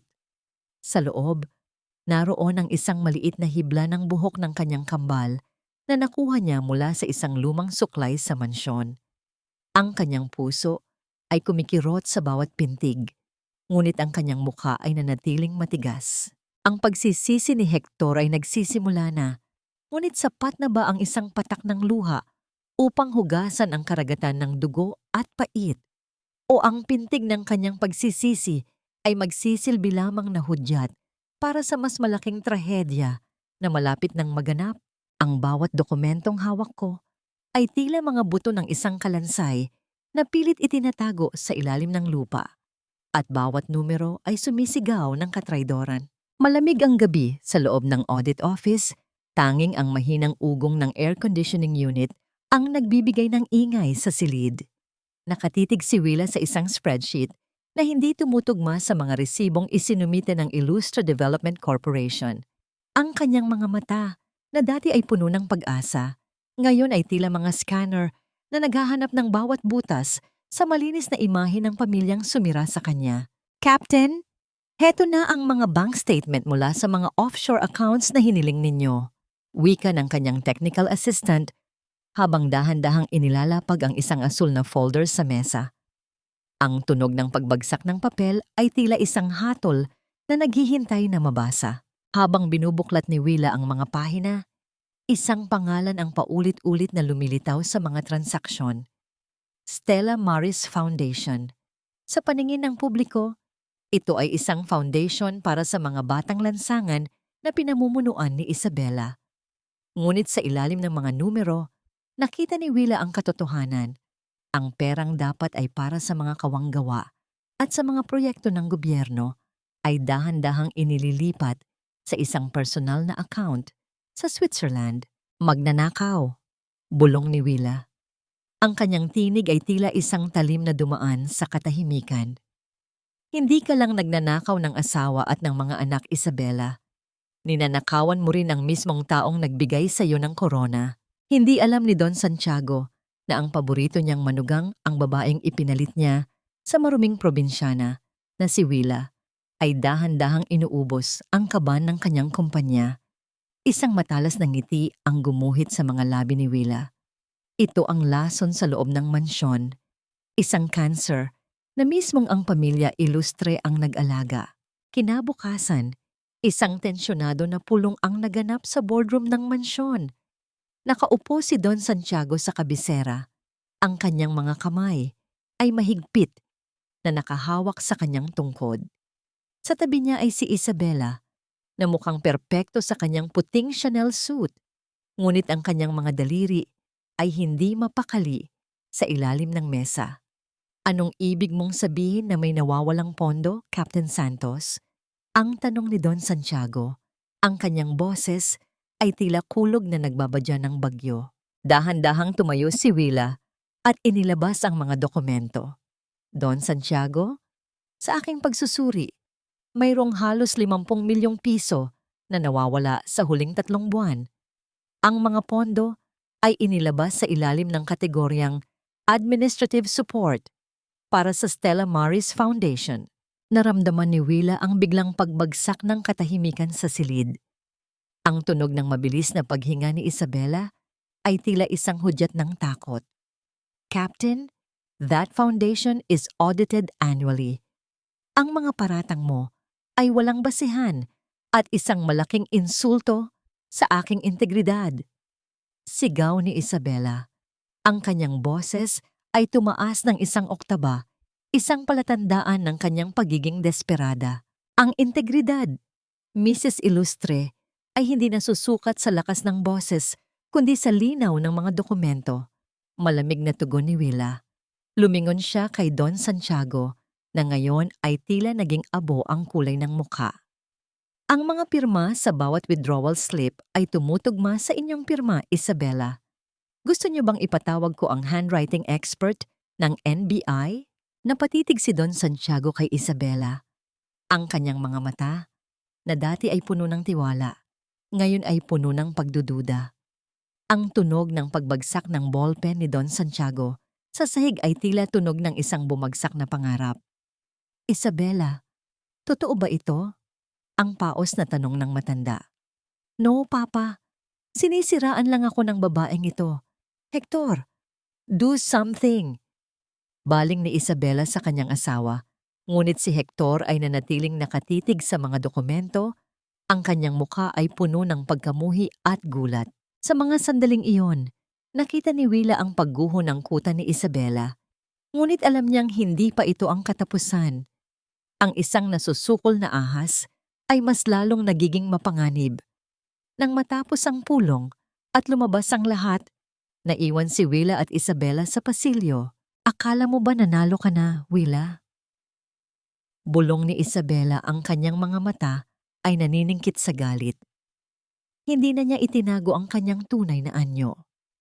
You might have the documents, pero hawak ko ang puso ni Hector at ang buhay ng mga anak mo. One word from me, and they will hate you forever. Tumingin si Willa kay Isabela.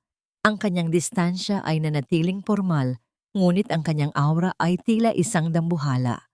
Ang puso ni Hector ay matagal nang patay, Isabela. At ang mga bata? Ang katotohanan ang magpapalaya sa kanila.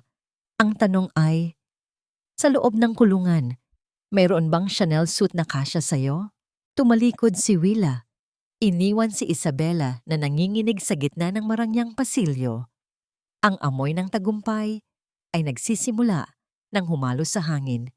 Ngunit sa kabilang dako, ang anino ni Don Santiago ay dahan-dahang bumagsak sa kanyang upuan habang hawak ang kanyang dibdib.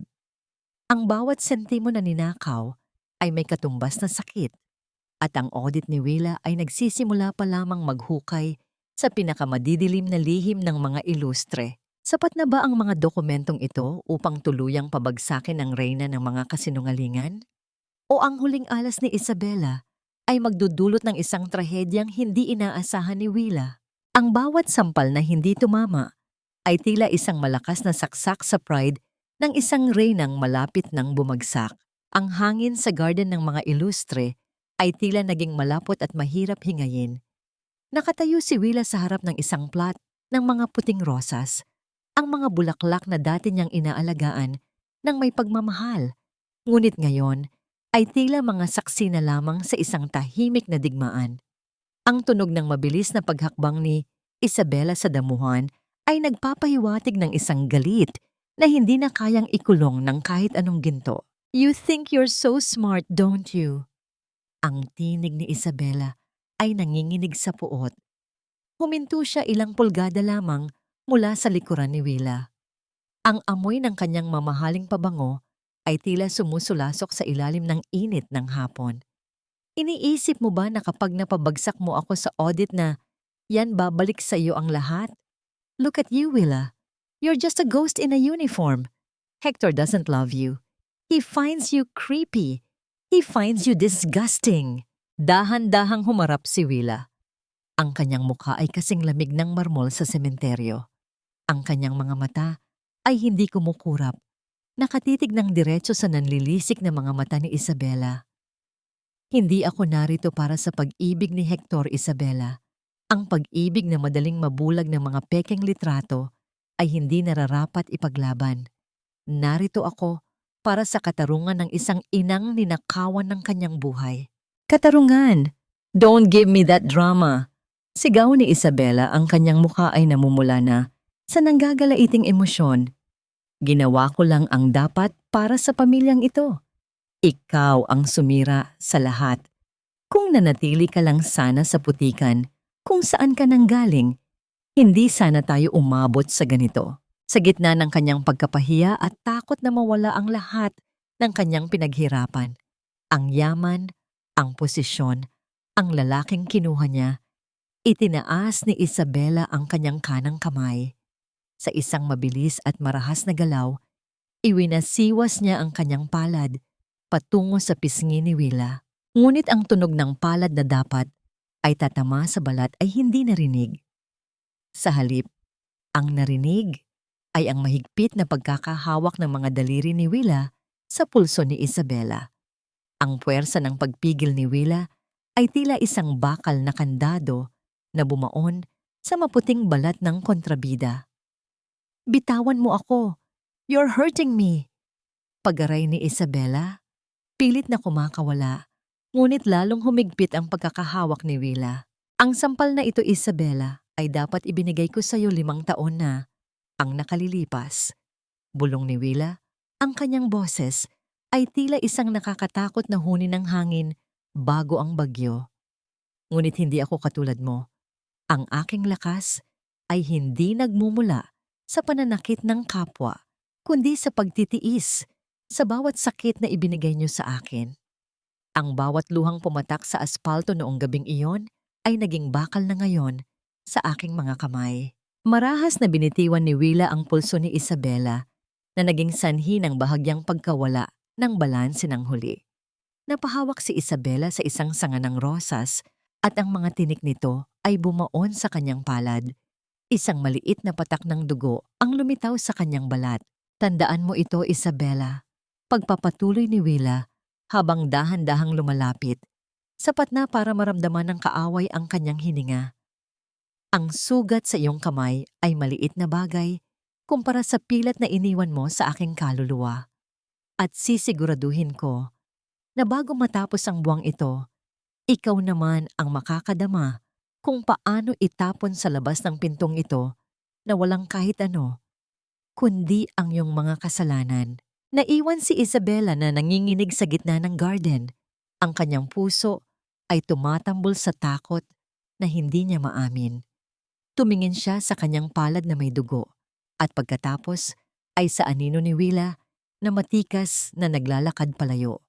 Sa kanyang isipan, isang mas madilim at mas desperadong plano ang nagsimulang mabuo.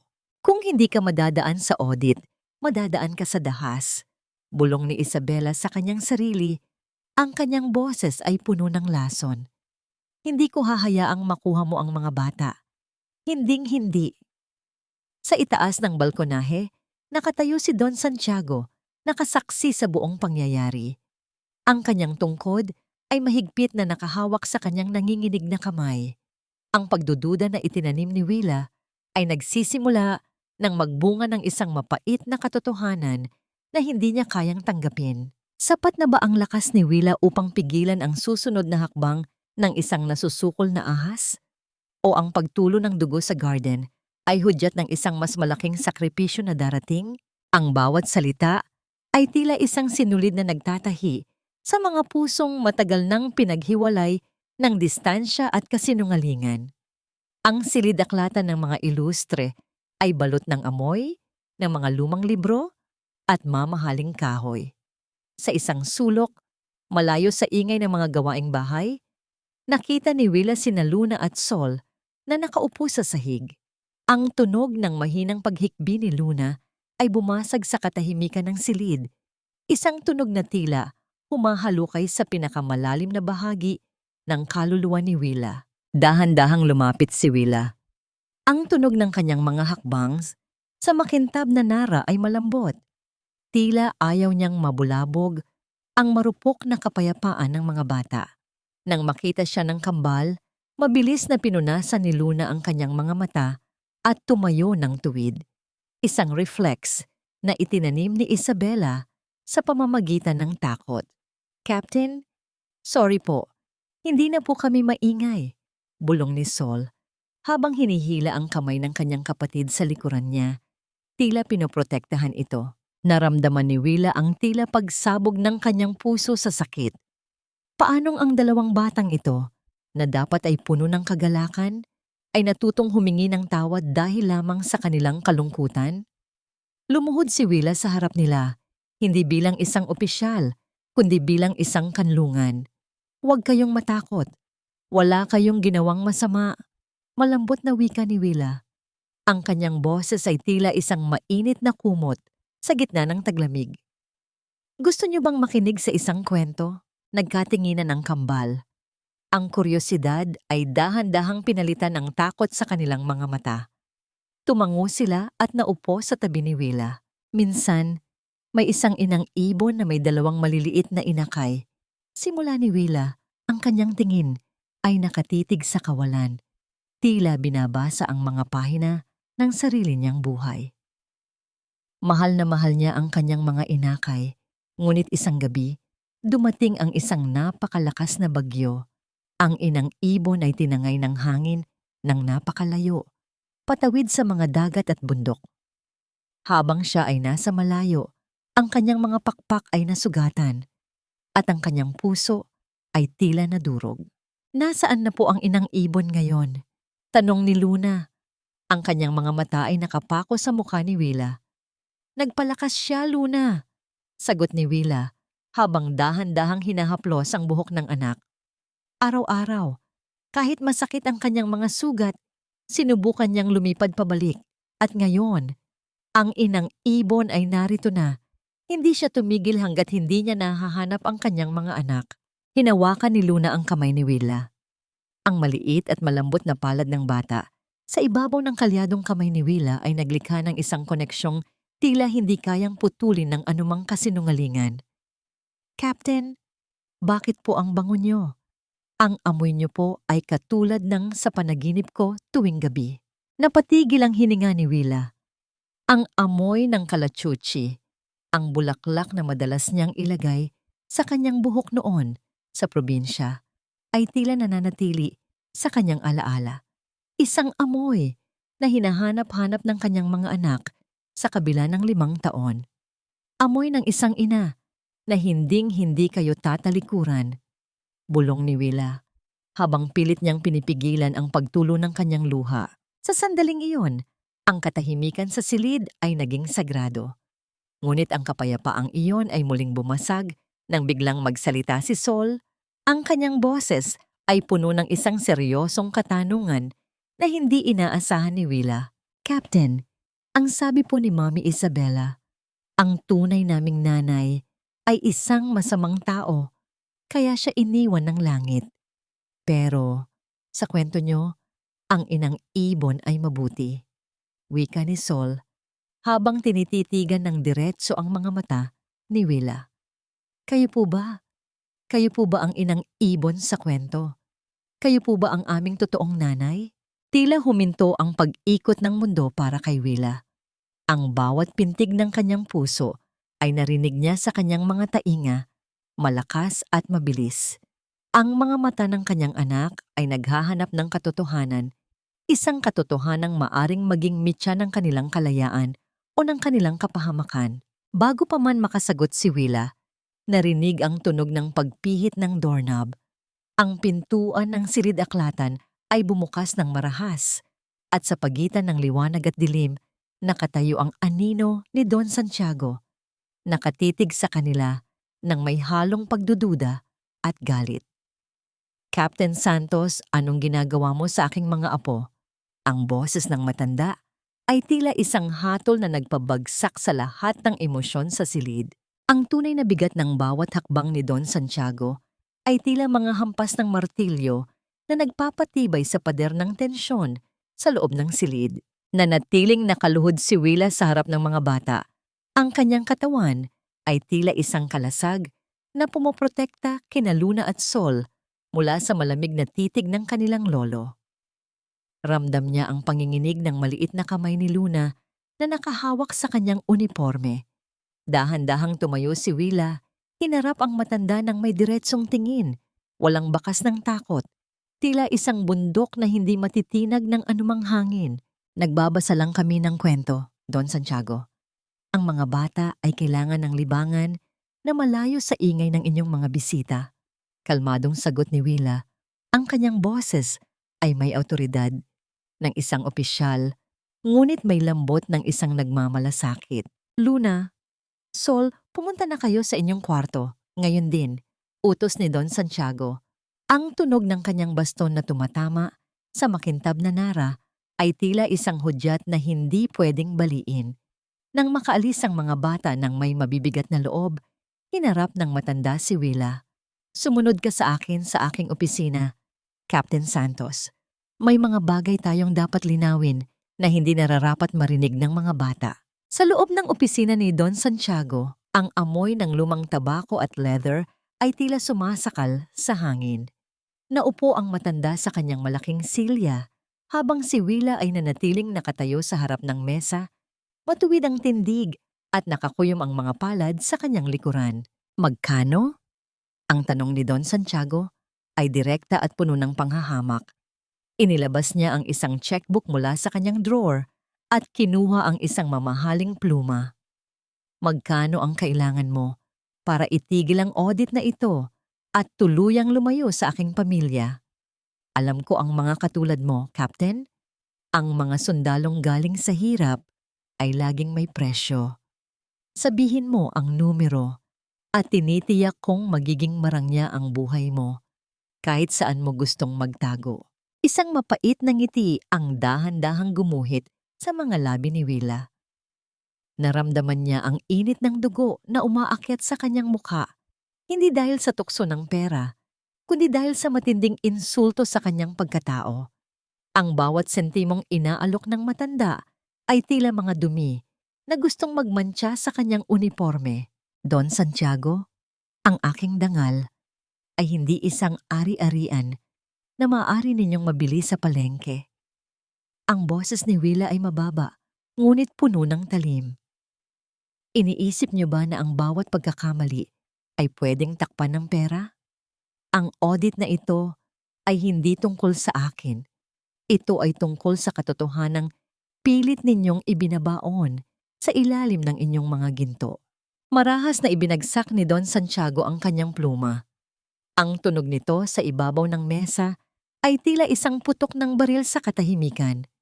Huwag kang magmalinis, Captain Santos. Alam ko kung sino ka o kung sino ang iniisip mong ikaw. Akala mo ba ay hindi ko kayang durugin ang isang langgam na katulad mo? Ang pamilya Ilustre ay hindi matitinag ng isang multong naghahanap ng atensyon. Ang multong tinutukoy niyo, Don Santiago, ay hindi naghahanap ng atensyon. Siya ay naghahanap ng paniningil, tugon ni Willa, habang dahan-dahang humahakbang patungo sa pinto. At tungkol sa inyong alok, itago niyo ang inyong pera. Kakailanganin niyo yan kapag nagsimula ng gumuho ang inyong toreng ginto. Nang makalabas si Willa, mabilis na kinuha ni Don Santiago ang kanyang telepono. Ang kanyang mga kamay ay nanginginig sa galit at kaba.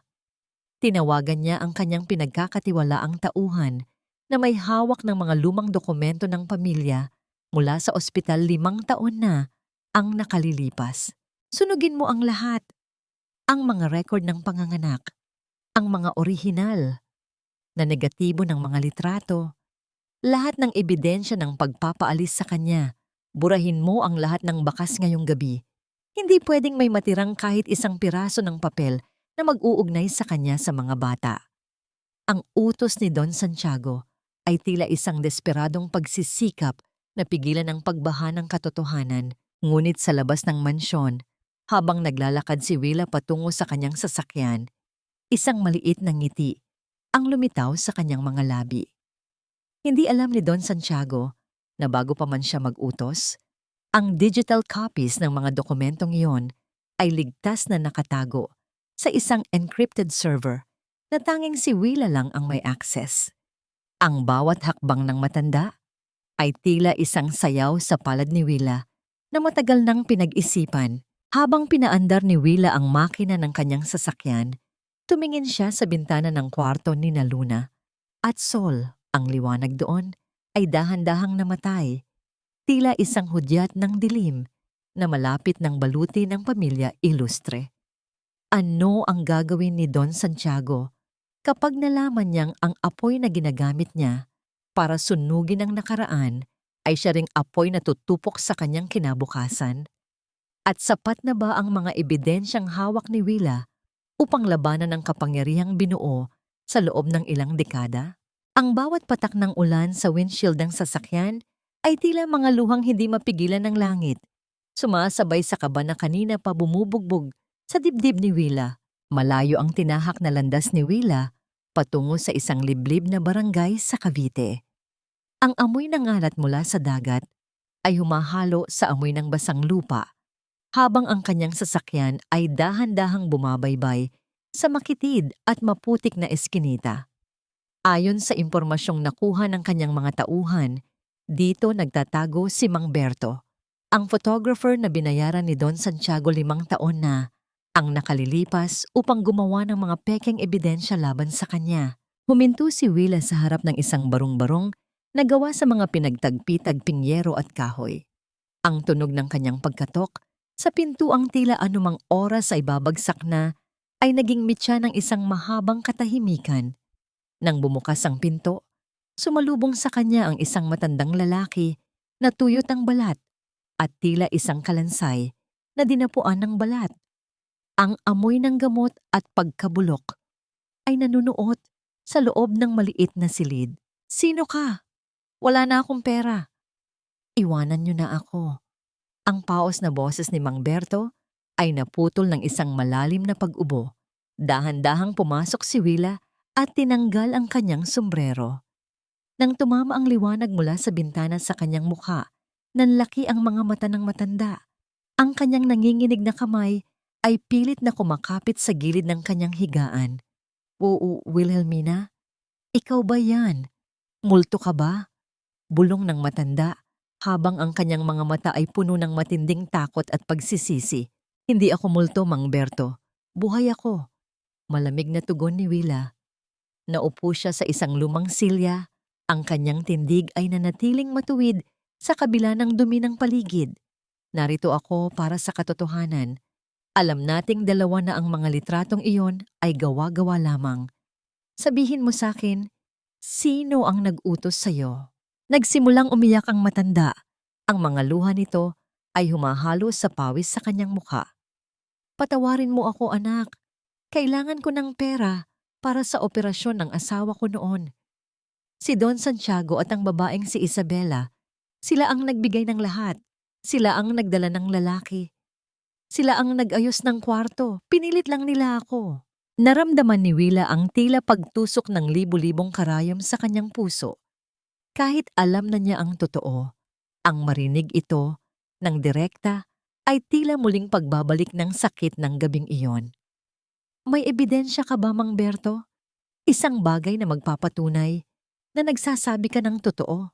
Tumango ang matanda at dahan-dahang kinuha ang isang lumang lata ng biskwit sa ilalim ng kanyang unan. Narito ang mga orihinal na negatibo, pati ang recording ng usapan namin ni Isabela noong binayaran niya ako. Itinago ko ito bilang proteksyon, pero gabi-gabi ay hindi ako pinapatulog ng budhi ko. Inabot ni Mang Berto ang lata kay Willa, ngunit sa sandaling magtatama ang kanilang mga kamay, isang malakas na dagundong ng makina ng sasakyan ang yumanig sa katahimikan ng eskinita. Ang tunog ng mabilis na pagpapatakbo ng isang itim na van ay naging hudyat ng panganib. "Willa, lumabas ka na riyan!" Ang sigaw ng kanyang aide sa labas ay naputol ng isang marahas na tunog ng pagtama ng bakal sa pader. Bago pa man makakilos si Willa, isang malaking sasakyan ang sumalpok sa harapan ng barong-barong. Ang pagguho ng mga yero at pagkabasag ng mga kahoy ay lumikha ng isang nakabibinging gulo. Ang alikabok at usok ay bumalot sa paligid. Nakita ni Willa kung paano tumalamsik ang matanda dahil sa lakas ng impact habang ang lata ng biskwit ay lumipad patungo sa madilim na sulok. "Mang Berto!" Sigaw ni Willa habang pilit niyang ginagapang ang daan sa gitna ng mga gumuhong labi. Sa labas, nakita niya ang mabilis na pag-alis ng itim na van na tila isang aninong lumamon sa katarungang hawak na sana niya. Ang tanging naririnig na lamang ay ang mahinang pag-ungol ng matanda at ang tunog ng ulan na muling nagsisimulang pumatak sa mga sirang yero. Dugo ang dahan-dahang dumanak sa sahig, humahalo sa putik. Ang bawat segundo ay tila isang pagtakas ng buhay. Ang saksi na tanging makakapaglinis ng kanyang pangalan ay dugo ang nakahandusay, habang ang ebidensya ay nawawala sa gitna ng kaguluhan. Magagawa pa bang magsalita ng isang taong malapit na sa pintuan ng kamatayan? O ang katotohanan ay tuluyan ng malilibing kasabay ng pagguho ng barong-barong na ito? Naramdaman ni Willa ang isang matinding galit na hindi pa niya kailanman nadama. Ang pamilya Ilustre ay hindi hihinto hanggat hindi siya nawawala. Ngunit habang hawak niya ang nanginginig na kamay ni Mang Berto, isang bagay ang malinaw sa kanyang isipan. Ang digmaang ito ay hindi na lamang audit. Ito ay isang labanan para sa buhay at kamatayan. Ang ningning ng mga chandelier sa loob ng Manila Hotel ay tila mga bituing nagpapakitang gilas. Ngunit para kay Willa, ito ay mga mata ng mga saksi na magmamasid sa paghuhukom ngayong gabi. Ang amoy ng mamahaling alak at mga bulaklak ay nanunuot sa bawat sulok ng marangyang ballroom. Ang tunog ng mga biolin na tumutugtog ng isang klasikong musika ay nagbibigay ng isang mapayapang anyo sa okasyon. Ngunit sa ilalim ng lahat ng ito ay ang tensyong tila isang kuryenteng handang sumabog.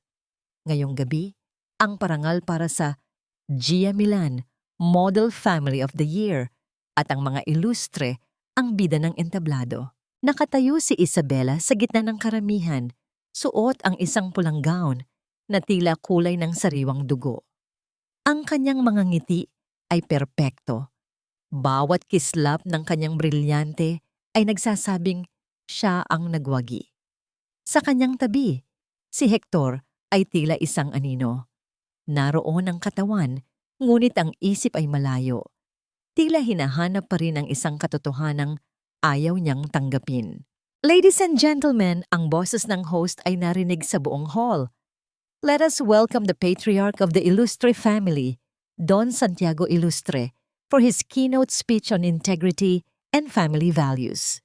Ang tunog ng masigabong palakpakan ay pumuno sa silid habang dahan-dahang naglalakad ang matanda patungo sa podium.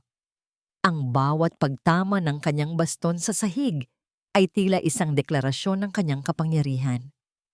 Habang nagsasalita si Don Santiago tungkol sa karangalan at sa pagsusumikap ng kanilang angkan, isang malakas na tunog ng pagbukas ng malaking pinto sa dulo ng ballroom ang bumasag sa katahimikan. Lumingon ang lahat. Ang bawat mata ay napako sa figurang pumasok. Nakasuot ng kanyang full-dress white uniform, matikas at hindi natitinag, si Captain Willas Santos ay naglalakad sa gitna ng red carpet. Ang tunog ng bawat mabigat na hakbang ng kanyang bota sa makintab na sahig ay tila tunog ng isang orasan na nagbibilang ng huling sandali ng mga kasinungalingan. Hindi siya nag-iisa, kasunod niya ang ilang mga opisyal ng militar at mga tauhan mula sa National Bureau of Investigation.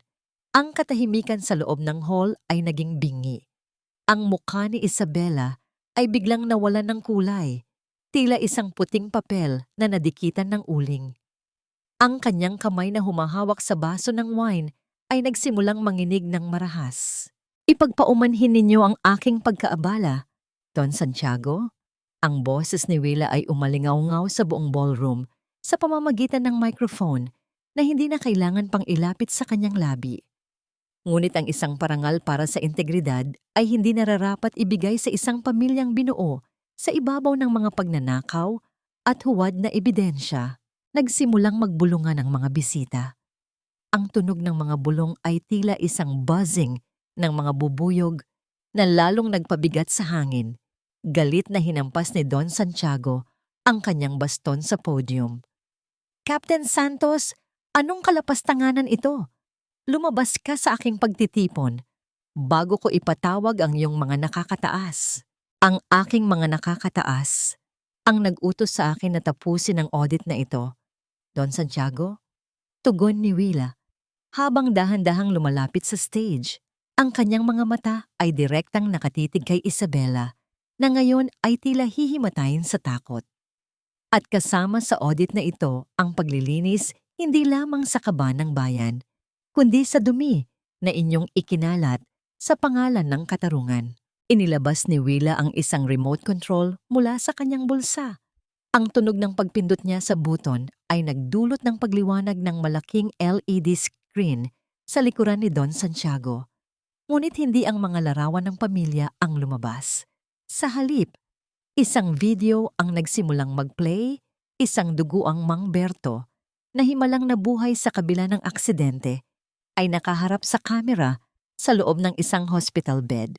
Ang pangalan ko ay Alberto Gomez. Ang paos at nanginginig na boses ng matanda ay narinig ng lahat. 5 taon na ang nakalilipas. Binayaran ako ni na Isabela at Don Santiago Ilustre upang manipulahin ang mga litrato ni Wilhelmina Ilustre. Wala siyang kasalanan.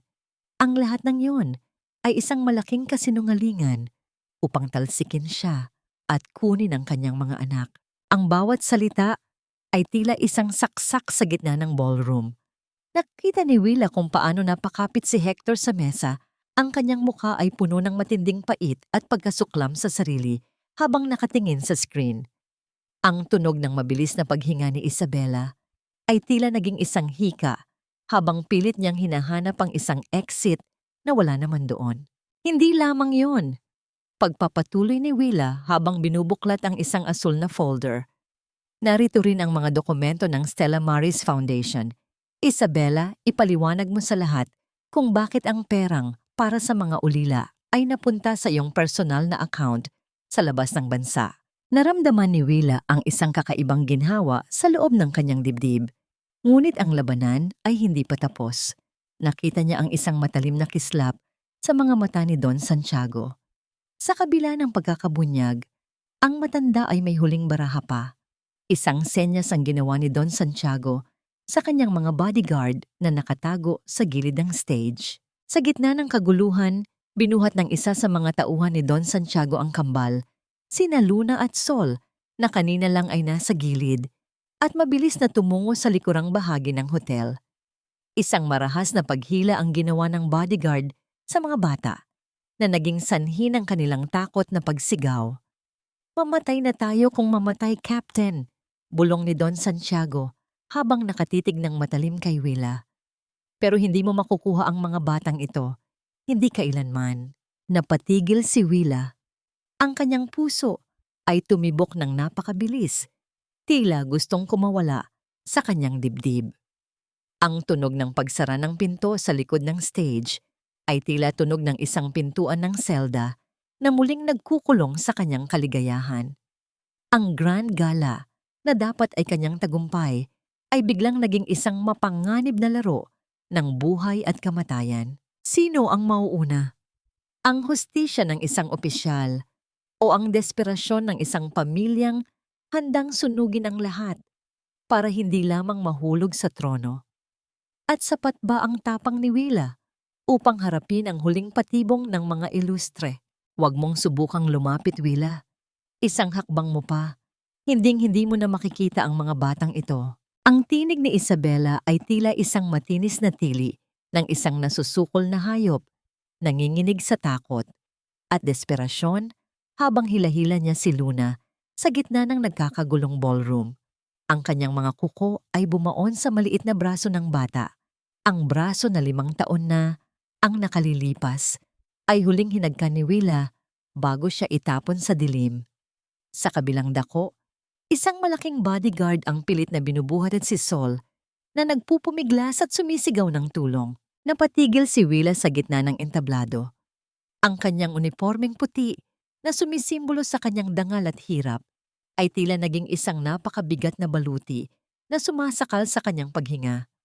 Ang kanyang mga tuhod ay tila naging tubig at ang bawat tibok ng kanyang puso ay naging isang marahas na dagundong sa kanyang mga tainga. Sa harap ng libo-libong saksi, ang matapang na Captain Santos ay muling naging si Wilhelmina. Isang inang ang tanging mundo ay ang kanyang mga anak. Bitawan mo sila, Isabela. Tapos na ang palabas. Wala ka nang matatakbuhan. Ang boses ni Willa ay nanginginig. Hindi dahil sa takot para sa sarili, kundi dahil sa hapdi nang makitang nasasaktan ang kanyang mga anghel. Walang matatakbuhan. I have everything. Akin ang pamilyang ito. Akin si Hector. Akin ang mga batang ito. Ang sigaw ni Isabela ay sinundan ng isang marahas na paghila kay Luna patungo sa likurang pintuan ng hotel. Ang tunog ng pagkakaladkad ng mga sapatos sa sahig ay humalo sa iyak ng mga bata, na tila mga punyal na sumasaksak sa kaluluwa ni Willa. Sa gitna ng kaguluhan, isang figura ang biglang humarang sa daan ni Isabela. Si Hector. Ang kanyang muka ay tila naging isang maskara ng matinding pagsisisi at galit. Ang kanyang mga mata ay nakatitig sa babaeng pinili niyang pakasalan. At sa unang pagkakataon, sa loob ng 5 taon, nakita niya ang demonyong nagtatago sa likod ng magandang mukha ni Isabela. Hector, help me! Alisin mo ang babaeng yan dito! Pagsusumamo ni Isabela, pilit na kumakapit sa braso ni Hector. Ngunit marahas na iwinaksi ni Hector ang kamay ni Isabela. Ang tunog ng pagtama ng kamay ni Hector sa hangin ay tila isang hudyat ng katapusan. Huwag mo akong mahawakan, Isabela. Ang bawat sandaling kasama kita ay isang kasinungalingan na pumatay sa aking pagkatao. Ibigay mo sa akin ang mga anak ko. Hector, no. I did this for us. Para sa yaman natin. Ang tili ni Isabela ay naputol nang biglang bumagsak si Don Santiago sa likuran nila. Ang tunog ng pagtama ng kanyang katawan at ng kanyang gintong baston sa sahig ay nagdulot ng isang panandaliang katahimikan. Ang matandang patriarch ay humahawak sa kanyang dibdib. Ang kanyang mukha ay naging kulay abo, habang ang kanyang mga mata ay nananatiling nakatitig sa screen kung saan nakasulat ang kanyang mga kasalanan. Ang kanyang imperyo ay gumuho hindi dahil sa baril, kundi dahil sa bigat ng sarili niyang katusuhan. Sinuportahan ng mga tauhan ng NBI ang pagpasok ni Willa sa gitna ng tensyon. Sa isang mabilis na galaw, hinarang ng mga sundalo ang bawat labasan. Nakita ni Willa ang pagkakataon. Lumapit siya kay Isabela. Ang kanyang bawat hakbang ay tila isang hatol na hindi pwedeng iwasan. Isabela, ang isang inang nagmamahal, ay handang mamatay para sa kanyang mga anak. Ang isang magnanakaw na katulad mo ay handa lamang silang gamitin. Wika ni Willa. Ang kanyang tinig ay malamig pa sa yelo. Piliin mo ang sumuko ng maayos o ang panoorin kung paano ko sisirain ang bawat natitirang piraso ng iyong buhay. Nanginginig na binitawan ni Isabela si Luna na agad na tumakbo patungo kay Willa. Ang tunog ng pagyakap ng bata sa binti ni Willa ay naging mitya ng pag-agos ng mga luhang 5 taon ng kinikimkim ng ina. Kinuha rin ni Hector si Sol mula sa bodyguard at sa unang pagkakataon, ang mag-anak ay muling nagkasama-sama sa gitna ng guho ng pamilya Ilustre. I'm sorry, Willa. I'm so sorry. Ang paos na bulong ni Hector habang nakaluhod sa harap ng kanyang asawa at mga anak. Ang tunog ng kanyang paghikbi ay humalo sa ingay ng mga pulis na nagsisidatingan. Ngunit habang kinakabitan ng posa si Isabela at isinasakay sa stretcher si Don Santiago, isang matalim na kislap ng puot ang huling ipinukol ni Isabela kay Willa. You think you won, Willa? You might have them now, but you will never have the years I stole. You will always be the woman I destroyed. Nakatayo si Willa. Yakap-yakap ang kanyang kambal habang pinapanood ang pag-alis ng mga taong sumira sa kanya. Ang liwanag ng mga sasakyan ng pulis sa labas ay nagbibigay ng isang kakaibang anino sa ballroom. Ang katarungan ay nakamit na. Ang mga kontrabida ay nahulog na sa kanilang trono. Ngunit sa gitna ng katahimikan, isang malaking katanungan ang naiwan sa hangin. Paano nga batahiin ang isang pamilyang binuo sa ibabaw ng mga abo ng katraydoran? At sapat na ba ang paghingi ng tawad ni Hector upang punan ng 5 taong pangungulila ng isang inang namatay at muling nabuhay para lamang sa sandaling ito? Dahan-dahang binuhat ni Willa si Luna habang si Sol ay nakakapit sa kanyang kamay. Tumingin siya sa malayo, sa abot tanaw kung saan ang liwanag ng madaling araw ay nagsisimulang sumilip. Tapos na ang gabi ng dilubyo, ngunit ang tunay na paglalakbay patungo sa paghilom ay nagsisimula pa lamang. Ang tunog ng pagbagsak ng martilyo ng hukom ay tila isang huling tuldok sa isang mahaba at madugong kabanata ng buhay ni Willa. Sa loob ng malinis at tahimik na silid ng korte, ang amoy ng lumang papel at selyadong katarungan ay nanunuot sa hangin. Nakatayo si Willa, matuwid ang tindig sa kanyang uniforme habang binabasa ang pinal na desisyon. Sa unang pagkakataon sa loob ng 5 taon, ang pangalang Wilhelmina ay muling naging malinis. Ang mga dokumento ng pagtalikod sa mga anak na pilit na ipinapirma sa kanya habang siya ay nasa ilalim ng gamot ay idineklarang walang bisa. Ipinagkakaloob ng korteng ito ang buong kustodya ni Luna at Sol Ilustre sa kanilang tunay na ina, si Wilhelmina Santos. Ang bawat salita ng hukom ay tila mga patak ng ulan sa isang tuyot na lupa. Naramdaman ni Willa ang pag-agos ng luha sa kanyang mga pisngi, mga luhang hindi na nagmumula sa hapdi, kundi sa isang kalayaang matagal na niyang ipinagdasal.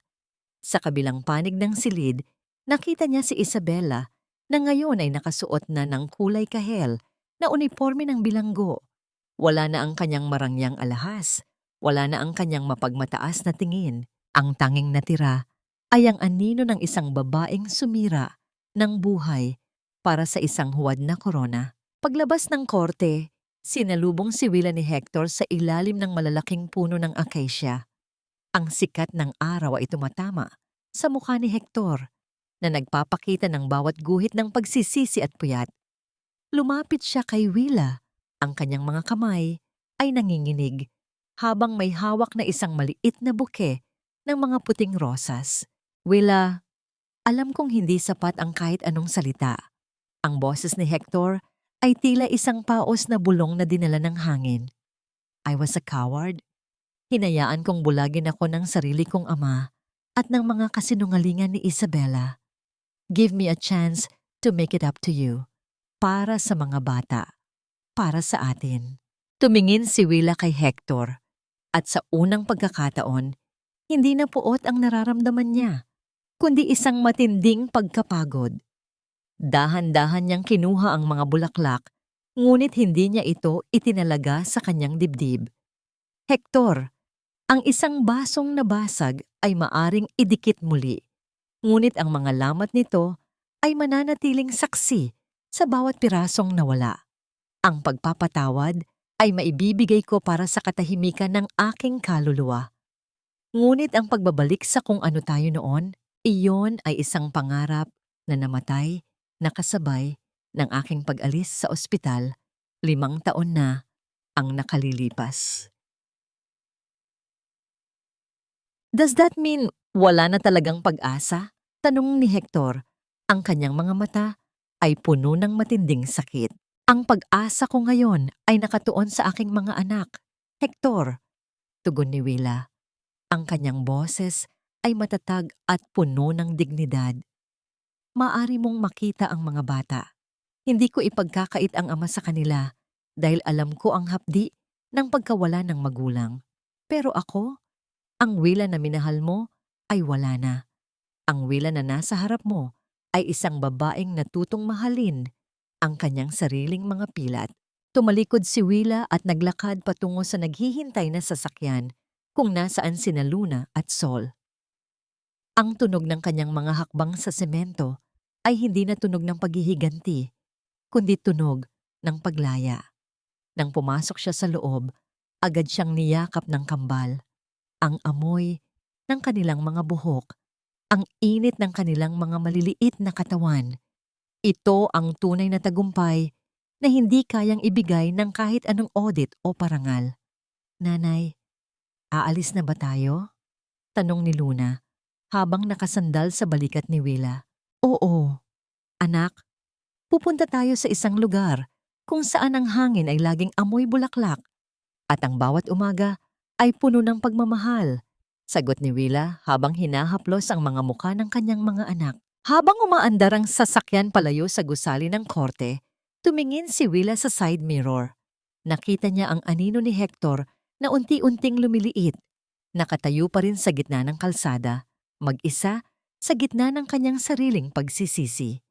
Ang lungsod ng Maynila, na minsang naging saksi sa kanyang pagkawasak, ay dahan-dahan na ring naglalaho sa kanyang paningin. Dinala ni Willa ang kanyang mga anak pabalik sa Mindanao, sa maliit na trangka ni Lola Remedios, na ngayon ay puno na ng mga pananim. Sa bawat gabi, habang pinagmamasdan niya ang kanyang kambal na mahimbing na natutulog, dahan-dahang hinahaplos ni Willa ang kanyang pilat sa tiyan. Ang markang yon ay hindi na simbolo ng sakit, kundi isang medalya ng kanyang katatagan. Ngunit sa gitna ng kapayapaan, isang hapon ay dumating ang isang sulat mula sa ospital kung saan naroon si Don Santiago. Ang balita ay tila isang huling hampas ng tadhana na hindi inaasahan ni Willa. Ang matanda ay nagising mula sa kanyang koma at ang unang pangalang binigkas nito ay hindi si Hector at hindi rin si Isabela. Ano ang huling mensahe ng isang taong malapit ng mamatay para sa babaeng binuwag niya ang buhay? At sapat na ba ang paghilom ng mga sugat ni Willa upang harapin ang huling hiling ng kanyang pinakamatinding kaaway? Ang tunog ng mahinang paghinga ng mga makina sa loob ng intensive care unit ay tila isang malungkot na oyayi para sa isang haring malapit nang bumagsak sa kanyang trono. Nakatayo si Willa sa tabi ng kama ni Don Santiago. Ang matandang dati ay tila isang higante na nagpapatakbo ng tadhana ng lahat. Ngayon ay tila isang tuyong dahon na lamang na anumang oras ay kikitlin ng hangin. Ang amoy ng gamot at antiseptiko ay nangingibabaw sa silid, isang paalala na sa harap ng kamatayan, ang lahat ng yaman ay walang halaga. Dahan-dahang idinilat ni Don Santiago ang kanyang mga mata. Nang makita niya si Willa, isang panginginig ang dumaan sa kanyang mga labi. Inabot niya ang kanyang nanginginig na kamay patungo sa babaeng dati ay itinapon niya sa dilim.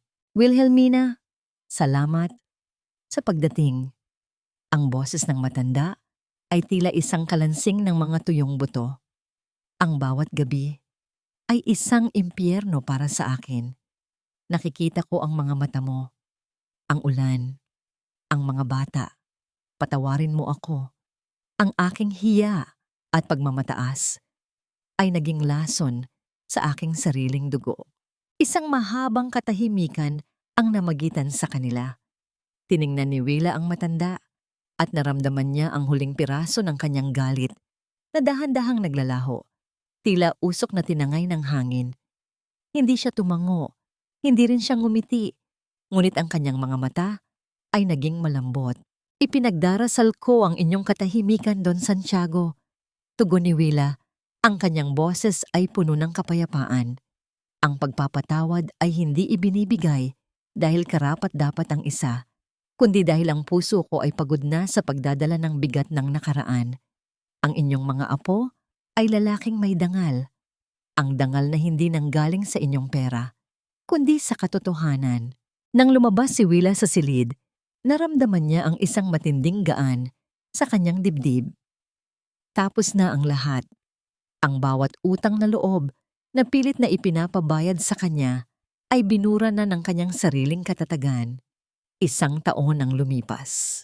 Sa isang malawak na trangka sa Mindanao, kung saan ang mga puno ng niyog ay sumasayaw sa ilalim ng asul na langit, ang tunog ng masayang tawanan ng mga bata ay maririnig sa buong paligid. Sina Luna at Sol ay tumatakbo sa damuhan, hinahabol ang isang makulay na saranggola. Ang amoy ng sariwang lupa at mga bulaklak ng kalachuchi ay humahalo sa simoy ng dagat. Nakatayo si Willa sa beranda, suot ang isang payak na puting bestida. Malayo na ang kanyang anyo sa matikas na Captain Santos, ngunit naroon pa rin ang awtoridad at liwanag sa kanyang mukha. Sa kanyang tabi, si Lola Remedios ay nakaupo sa tumba-tumba. Masayang pinapanood ang mga bata habang ang tunog ng kanyang pag-ugoy ay nagbibigay ng isang mapayapang ritmo sa hapon. Dahan-dahang hinaplos ni Willa ang kanyang tiyan sa ibabaw ng tela ng kanyang damit. Naroon pa rin ang kanyang pilat mula sa operasyon, ang pilat ng pagsisisi na naging pilat ng pag-asa. Ang markang yon ay hindi na isang paalala ng sakit ng gabing iyon sa Maynila, kundi isang simbolo ng kanyang muling pagsilang. Isa itong mapa ng kanyang paglalakbay mula sa putik patungo sa tagumpay. Paminsan-minsan, nakakatanggap siya ng mga sulat mula kay Hector. Hindi na siya sumasagot ng madalas, ngunit alam niyang unti-unti na ring naghihilom ang lalaki sa malayo. Sinusubukang maging isang mabuting ama sa pamamagitan ng pagsuporta sa malayo. Ang bawat pamilya ay may kanya-kanyang sugat, ngunit natutunan ni Willa na ang tunay na kagandahan ay matatagpuan sa kung paano natin tinatahi ang ating mga buhay mula sa mga punit na bahagi nito. Tumingin si Willa sa langit, kung saan ang araw ay dahan-dahang lumulubog, nagbibigay ng isang ginintuang kulay sa buong mundo. Ang katarungan ay nakamit na, ang mga kontrabida ay nahanap na ang kanilang kapayapaan sa likod ng rehas o sa kabilang buhay, at ang pinakamahalaga, ang kanyang mga anak ay nasa kanyang piling. Nanay, tingnan mo, ang taas na ng lipad ng saranggola. Sigaw ni Sol habang kumakaway sa kanya. Ngumiti si Willa, isang ngiting kasing ningning ng umaga. Oo anak, at katulad ng saranggolang iyan, wala na tayong anumang tali na pipigil sa atin sa paglipad. Sa huling sandali ng hapon, habang ang anino ng mga puno ay humahaba sa damuhan, isang malalim na katahimikan ang bumalot sa trangka. Ito ay hindi katahimikan ng takot, kundi katahimikan ng isang pusong sa wakas ay nahanap na ang kanyang tunay na tahanan. Ang bawat luhang pumatak noon ay naging mga hiyas na ngayon ng kanyang kasalukuyan. Ang kwento ng pilat ay tapos na, ngunit ang kwento ng kanilang bagong buhay ay nagsisimula pa lamang sa bawat pagsikat ng araw sa Mindanao. Ang saranggola ay patuloy na sumasayaw sa asul na langit ng Mindanao, tanda ng isang kalayaang hindi na kailanman mababawi ng anumang bagyo. Sa bawat pagpagaspas ng hangin, tila ibinubulong nito na ang bawat sugat ay may katapat na paghilom. Mga mahal kong tagapakinig, maraming salamat sa pagtitiyaga at pagsama sa akin sa mahabang paglalakbay na ito ni Willa. Habang isinusulat ko ang bawat kabanata, lalo na noong sandaling kinaladkad si Willa palabas ng ospital sa gitna ng dilubyo habang rumironda ang ulan at sariwa pa ang hiwa ng kanyang panganganak, nadama ko ang isang matinding hapdi sa aking puso. Marahil ay may ilan sa inyong nakaramdam din ng ganoong bigat. Ang pakiramdam na ang taong dapat ay nagtatanggol sa iyo ang siya pang unang magtatapon sa iyo sa putikan. Ang kwentong ito ay hindi lamang bunga ng imahinasyon, kundi isang masusing pagpupugay sa mga totoong buhay na nakaranas ng matinding pagsubok ngunit piniling bumangon. Ang bawat pilat na ating iniingatan ay hindi dapat ituring na kapintasan. Isipin ninyo ito bilang mga matitibay na tahi sa isang napakagandang tela ng buhay. Isang mapa na nagpapatunay na kahit gaano man tayo naging biktima ng kataksilan, tayo pa rin ang may hawak ng karayom at sinulid para ayusin ang ating sariling kinabukasan. Ang pilat ni Willa ay nagsilbing medalya ng kanyang katatagan at naway ganoon din ang tingin ninyo sa inyong sariling mga karanasan. Sa inyong palagay, tama ba ang naging desisyon ni Willa na huwag nang balikan si Hector sa kabila ng pagsisisi nito? O sa tingin ninyo ba ay nararapat pang buuin ang isang pamilyang minsang winasak ng kawalan ng tiwala? Habang tinatapos ninyo ang pakikinig sa huling bahaging ito, nasaan kaya kayo ngayon? Marahil ay abala sa pag-aasikaso sa gawaing bahay, nagluluto para sa pamilya, o nagpapahinga pagkatapos ng isang nakakapagod na araw. Napakalaking karangalan para sa akin na maging bahagi ng inyong oras. Sana ay ibahagi ninyo ang inyong nararamdaman sa comment section. Anong bahagi ng kwento ang pinaka-nagpaiyak o nagbigay ng lakas sa inyo? Huwag din po ninyong kalimutang i-like at i-share ang ating kwento upang mas marami pa tayong maabot na mga kababaihang nangangailangan ng paalala na may pag-asa sa kabila ng sakit. Naway manatiling payapa ang inyong mga gabi at laging maliwanag ang inyong mga umaga. Patuloy nawa kayong maging matatag sa pagharap sa agos ng buhay hanggang sa muling pagkukwento. Pamagat ng kwento. Ang pilat ng paniningil at paglaya, paunawa. Ang lahat ng mga tauhan at mga pangyayari sa kwentong ito ay bunga lamang ng imahinasyon at nilikha para sa layuning libangan at pagbabahagi ng mga positibong mensahe sa buhay.